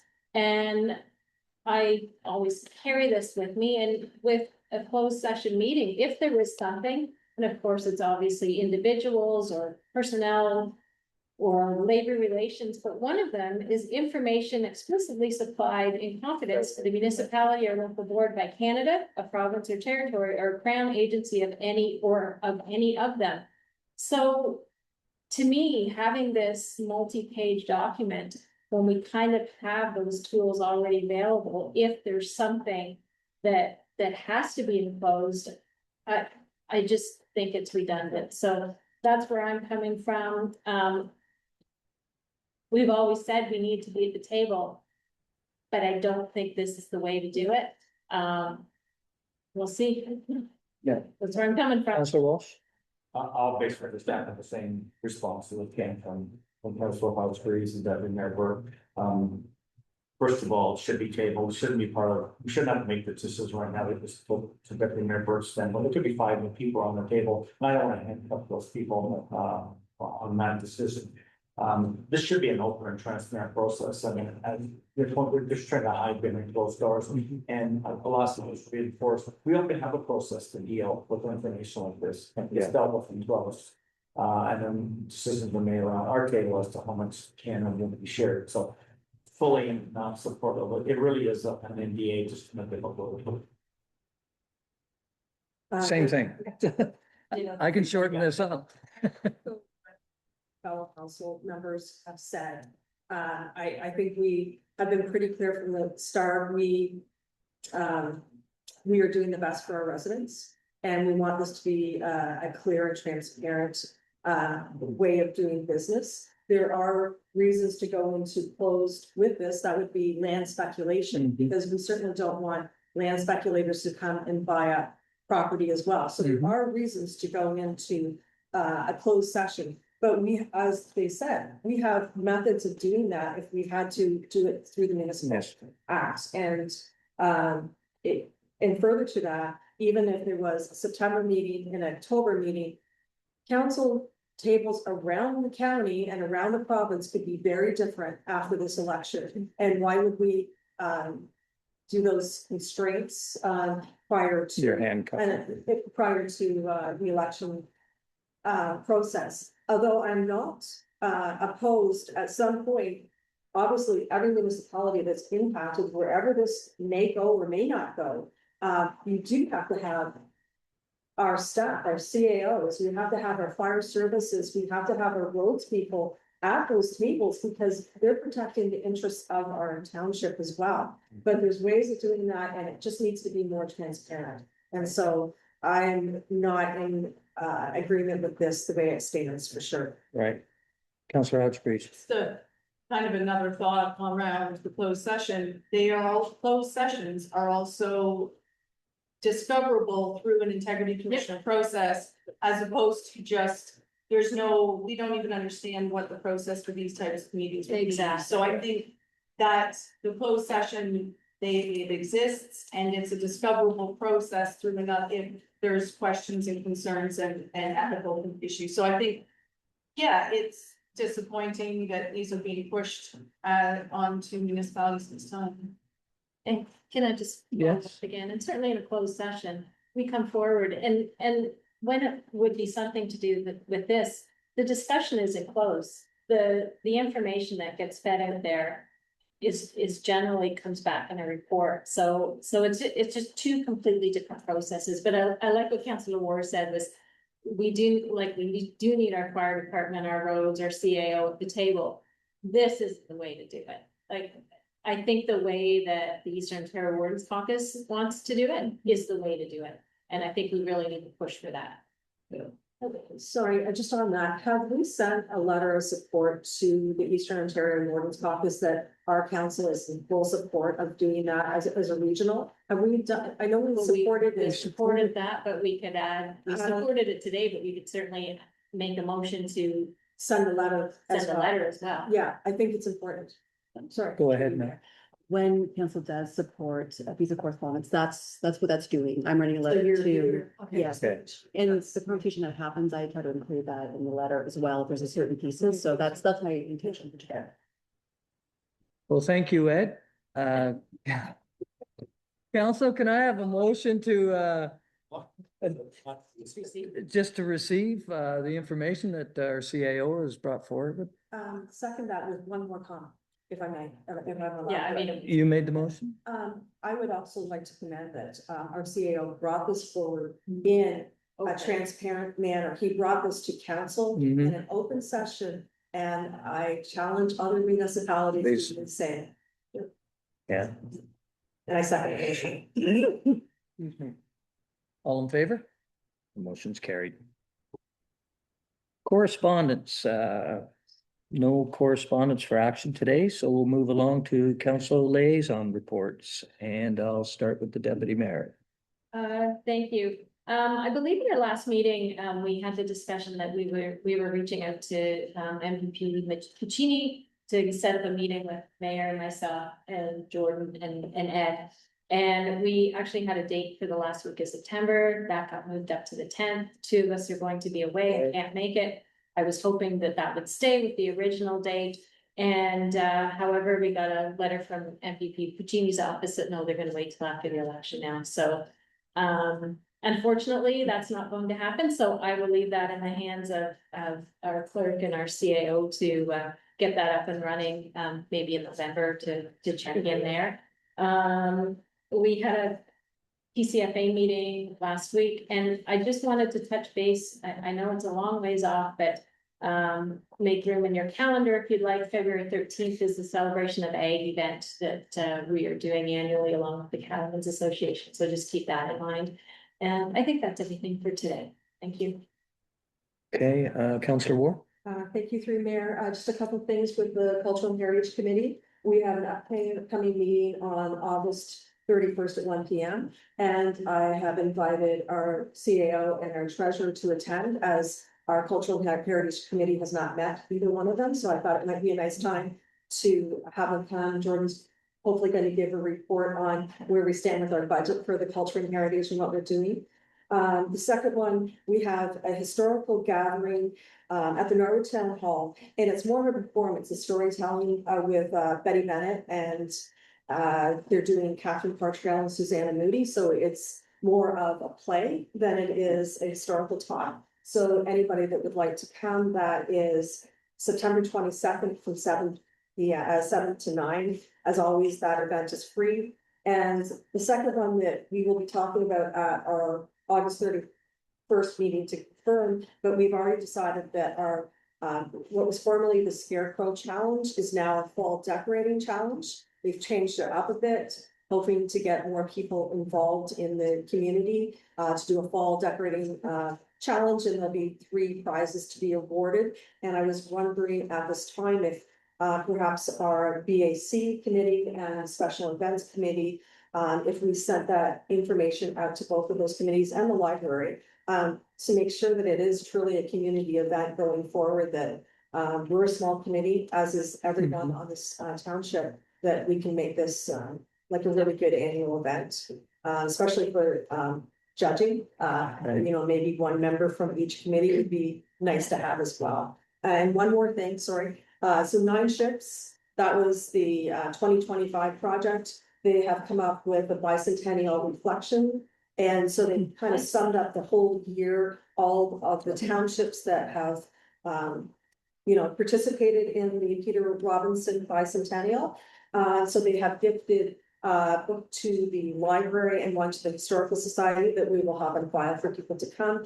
And these are also on sale for $20 at the TVA, which is the Trent Valley Archives in Peterborough. If anyone wants a copy, let me know and I can go get them. So anyways, it was nice of them to do that, and that's all I have. Thank you. Councillor Walsh. Yeah, just a little bit. So I sit on the Lang Hastings Trail, which is below the trail where we have down to the south of us. We had been approached a couple of years ago, and I believe actually Peterborough County Economic Development came here.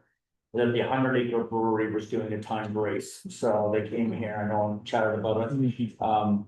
We had some issues with it 2 years ago that we addressed with the organizer around liability, around gate management. So those gates, they were given a key that day that they could open those gates.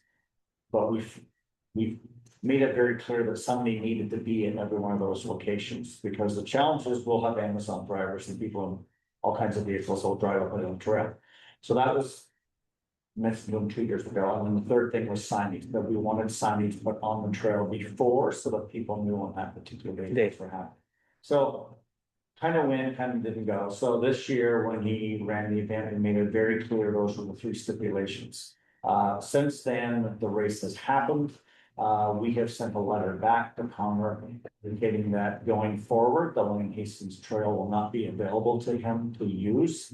The biggest challenge was gate management. The gates were left open for 1 or 2 days after the event.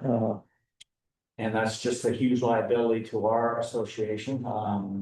And we just said we can't have that. The other thing is it's a timed race. So they're traveling at speeds of over 40 kilometers an hour on that race.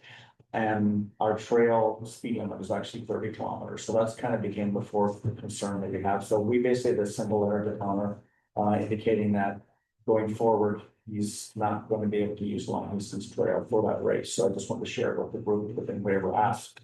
That's kind of what happened. From a BAC perspective, last market was well attended. We had, I think, close to 30 vendors there. Crowd is kind of the same. There's somebody there all the time, which is nice. The next one will be on Saturday, September the 5th.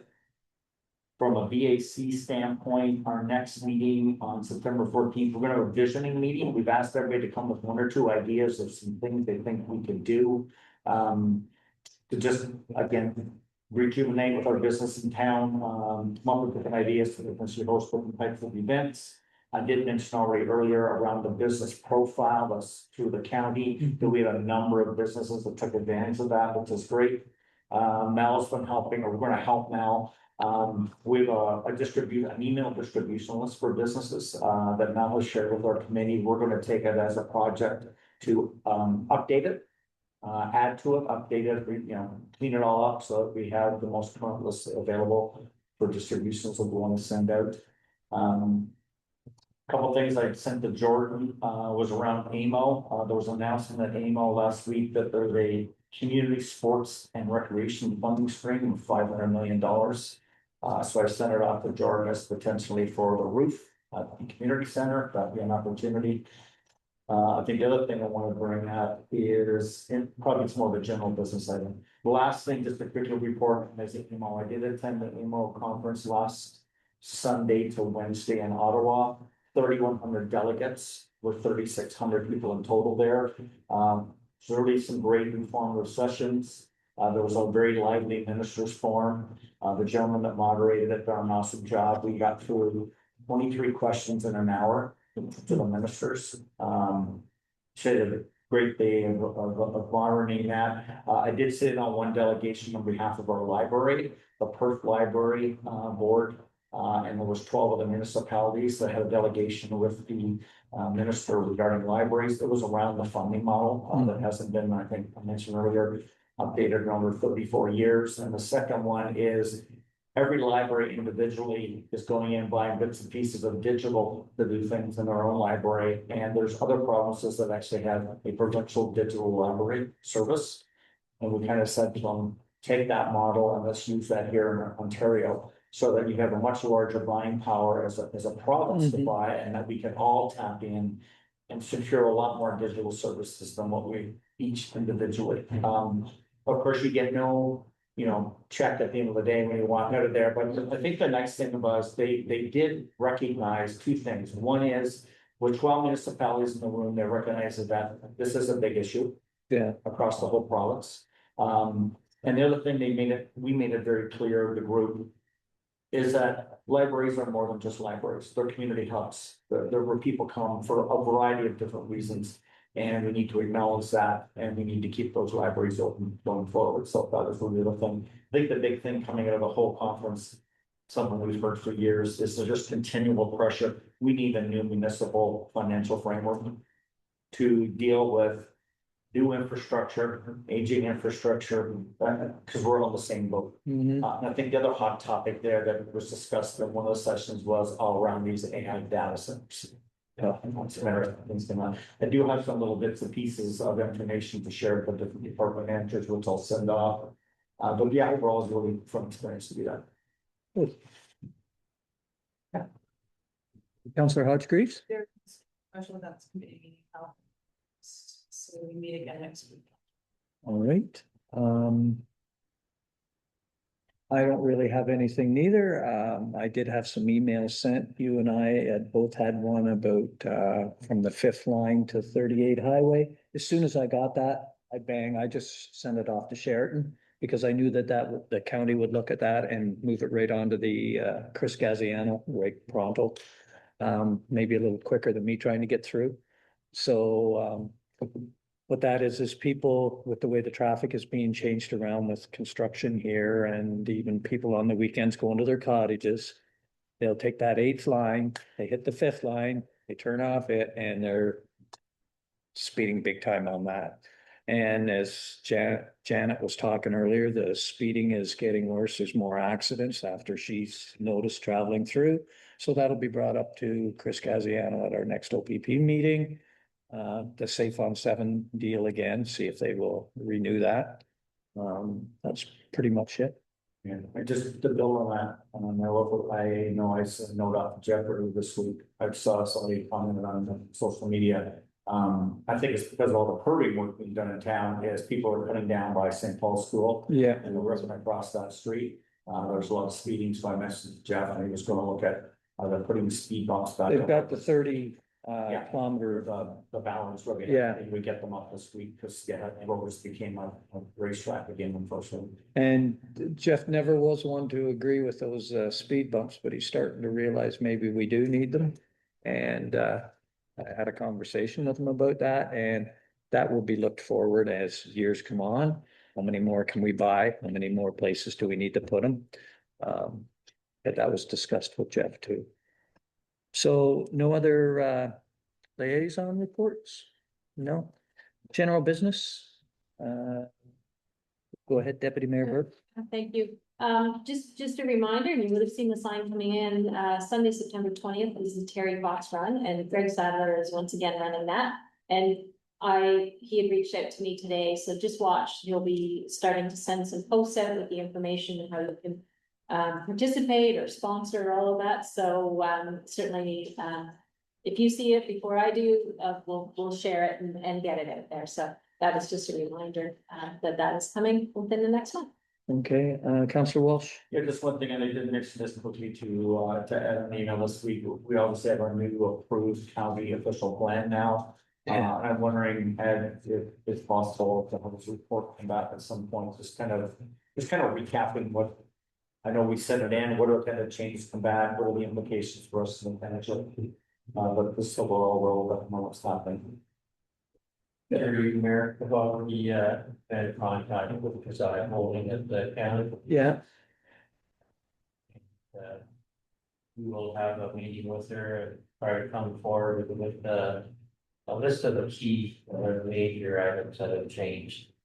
I have had people contacting us and say, what does it mean for my property? And so it's a site to site basis. There, we have a lot more prime native cultural land in our township as designated compared to a lot of the rural land and really good farmland. right. What was designated rural that was eligible for services. So they've added those, the province provided us with agricultural mapping. Yeah. And implemented a lot of our township, and we just used their mapping. So the province said, this is your A, they've done the analysis. This is a class 3, 4, 1, 2, 3, Yeah. 4. That's how they achieved their rating for primes or not prime. And so we just use their mapping, and that's what's in our official plan now. Right. So severance is on prime A land is a lot harder. Because now, it includes some of those rural properties that weren't eligible, or that were eligible before for severances, and not eligible now. Unless it's a bar consolidation. There's ways to do that, that's about it. But the majority of, there will be a report coming to council, right? Right. So that we can just kind of. In town, in the built-up urban area, we have more severances, provided that we have sanitary capacity, we'll be permitted to have more severances. Okay, Deputy Mayor Burt? Just kind of on that note, at our last county council meeting, we did receive the complete 400 and some page watershed report. So that is looking like that will be eventually rolled into the official plan as well. But that's, as they explained in that, it's sort of an overview, and then they would like these sub watershed plans coming forward, which is kind of the responsibility of lower tier. So just keep that on our radar, because that was recommended in the report is the first sub watershed plan to be done is for our community. So have you received that report? Have you seen the report, Ed, the watershed report? Did you get that? It just in the last couple of weeks it was approved, so maybe when they're talking to Kasai, get that, because that will have an impact as well within the township, and there's kind of maps with that too. So. I think she's setting up a meeting. Okay. Yeah. Okay. Yeah. So. Okay. Anything, Councillor Ward? Thank you, through you.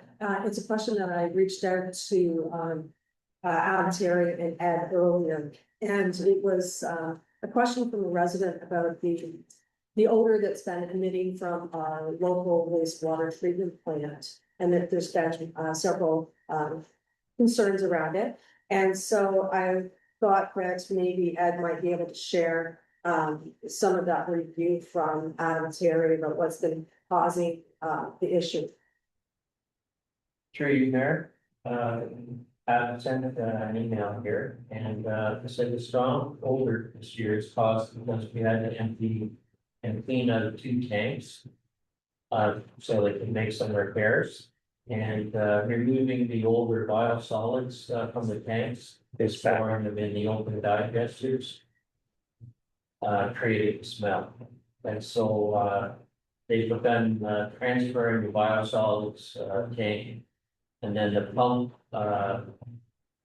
they blew some seals, so they had to do additional repairs. And apparently the pump should be back this week and or next week, and continue to go through that process, and that'll reduce the smell. So it'll be with us for another week.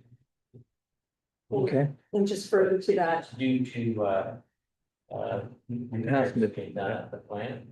And if Mel will be able to put a note on the website. Right. For people. Just a communication notice. piece Yeah. of why it's happening. I just think it's important that, you know, people have these concerns and if we address them, people know. Yes. And I think that's just, you know, people want to know what's happening. So once the biosolids, then they're transferred out, right? We do that twice a year. We send them down to the other treatment plant or they're used by farmers. Right? Used by Yeah, farmers. so there's, we don't have a list of which farms. I guess that will come forward in another report later on. Yeah. Adam generally. Yeah. Adam generally, has at least one or two reports that come forward. And I just had one more question in general, if I may. Thank you for those answers for the odor from the water treatment plant. One of the other things that came out from AMO and that was released a few weeks ago was the changes to the DC funding and how it's going to affect the townships. And because the official plan was brought up, I think sometimes these go hand in hand about growth and where we're going to go. Will there be also a report coming through about recommendations of how we move forward with what we're going to be doing with the RDC charges, if anything? Through you, Mayor. Yes. So, Lee Jordan will be looking at the application process for this new, every funding opportunity that there is, we go through it, see what we can, fund, you know, out of our budget, and take things out of our budget for and different municipal infrastructure. And so the latest and the greatest funding is, for people with no DCs. Well, we have DCs. And so, we can look at if we reduce our DCs or cancel our DCs, would then we be eligible for funding? We wouldn't want to remove our DCs unless it's tied to the funding. Yeah. Our reserves are strained, so we need those DCs to build our reserves back up. And, the funding application before that was for people with DCs that have wastewater infrastructure in their DCs. If you reduce it, then we'll give you funding. Well, our wastewater fees are not in our DCs. They're separate bylaws. And so when we submitted the application for that, they were denied because we weren't reducing our DC, we were reducing our wastewater connection fees. So at one time they were in our DCs. The last time that it was done, they were taking out of our DCs. And I think the reason being was so they could increase the fees without having to go through the whole DC process. Because it's a process, it's a very big thing that to go through. So that's come back to haunt us in separating that out of there, because we were eligible for that funding if we had left it alone in those DCs.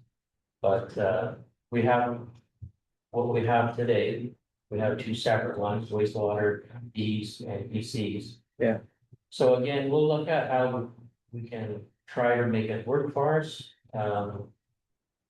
Each and every application that's out there, we have the sport. We have a community center ones, we have some from the fire department going on. We have a bunch of different funding applications Out. that we're looking at with the different departments. I didn't realize how complicated that was, taking the connections for the water and wastewater, because we were on council when that happened, and it's frightening how things can change in a heartbeat when you're thinking you're doing the right thing, and then the funding models change of how you can access funding. And again, it's the provincial government that's worrying about the cities that have DC charges of 80 and 100,000 and 75,000. How many developers here, Ed, have really asked for relief on the DC charges? None, because our DC charges are one of the lowest in Peterborough County. And the government looks at everybody as a whole. You're all painted with one paintbrush, and that's not right. And just to go on, and when Premier Ford spoke at AMO last week, it was kind of like, we'll do business with anybody that kind of follows our rules, which is drop your DCs or no uses at all. We're all sort of going, How do we but do? we need that funds to do things with, like. Give us some money for infrastructure, give us some money for more- transportation, give us some money for everything. So They do. said, we thought to do the right thing, take them out, maybe we should have a plan, Yeah. but we can't win, so it's a struggle. Deputy Mayor Burt. Yeah, we were preached to for years that, for DC charge, or for the DCs that, growth pays for growth. And that the existing tax base should not, and that was drilled into our brains. Yeah. And now it's done a 180, and for a small municipality to keep up with that, It's hard. it's tricky. So, thank you for all staff and managers for all you're doing to try to keep ahead of this. No more general business, closed session, we have none today. Notice of motions, I'll let Deputy Mayor Burt speak on that. It's pretty self-explanatory. Explanatory, in the past month or so, I've had some concerns come forward from the public, and along with photos and videos and basically just getting across that highway. You know, we have a parking lot on the north side, we now have McDonald's there. There's Papa's Pizza Land, we have the access to the high school. One of the people who reached out to me, I'm sure he won't mind me saying his name, was Greg Sadler, who's been running the youth program at the Millennium Room. And they access that area and they go up and access the trail at the pond to get into the trails and, yeah, so this is self-explanatory. I'm making this motion. Hopefully I get a seconder and it passes, but one thing I thought of on the way here, and we can speak to this tomorrow at county. I was speaking with the mayor of Havelock, Mayor Martin, and they are also hoping, I don't know where they are in the process, because they would like another set of stoplights at the east end of town, and then they would like pedestrian crossover, like partway in between, like I'm there Friday, and how somebody hasn't been killed crossing that road is beyond me. But I'm just wondering, like I say, I'm not sure where they are in the process, but maybe it's something, you know, to work together on. Right. With the MTO, because we know they're not the easiest. They're not the quickest to To respond. work with, so maybe, maybe that's something to think about as well as we move forward, and we can maybe check in with Mayor Hart, Hart Deputy tomorrow. Mayor Hart tomorrow to see where they are in the Yep. process. Do you have a seconder for that? Councillor Hodge Greaves, any further discussion? Sorry, just one more comment, like, it's just about, that connectivity of being able to walk too in the neighborhood. And it's just one more piece to add in, that we work together with HBM or whoever else to Right. make those pathways possible across a busy highway. Councillor Hodge Greaves. It's MTO related, since the lights were retimed, the pedestrian buttons have no, like, they don't have a light on them next. It was lightning, I was told, and they ordered apart. Okay, Yeah. but I emailed the project person for the county road 40, you know, the MTO thing, and didn't get a reply from the person, because I said, are you aware of this? I know it's not their issue, but they didn't even reply to say it's not my issue, so. But you're right, it was the lightning strike, so, anyway, it was just a question, it's part of the MTO. But it would be nice to have another pedestrian crossing. Okay, so you have a seconder, all in favor of the motion? That motion's carried. Move along to bylaws now, please. No, Thank you, Mayor, and through you. That the bylaw to establish remuneration and expenses for members of council be read a first, second, and third time and numbered 2026-33. mover, Deputy Mayor Burt, Councillor War. Any discussion? All in favor? Motion's carried. That the bylaw to establish a compliance audit committee and appoint a roster of members for the corporation of the township of Asphodel-Norwood be read a first, second, and third time and numbered 2026-34. Councillor Walsh, Councillor Hodge Greaves, any discussion? All in favor? Motion's carried. And the confirming bylaw. That the bylaw to confirm the proceedings of the regular meeting of the council of the township of Asphodel-Norwood held August 25, 2026. Be read a first, second, and third time and numbered 2026-35. Councillor War, Councillor or Deputy Mayor Burt, any discussion? All in favor? Motion is carried. future meeting schedule is there for you, council. That concludes our business. Yes, Yeah, especially that's pretty missing. Oh, thank you. got one missing. Yeah, September 1st. Okay.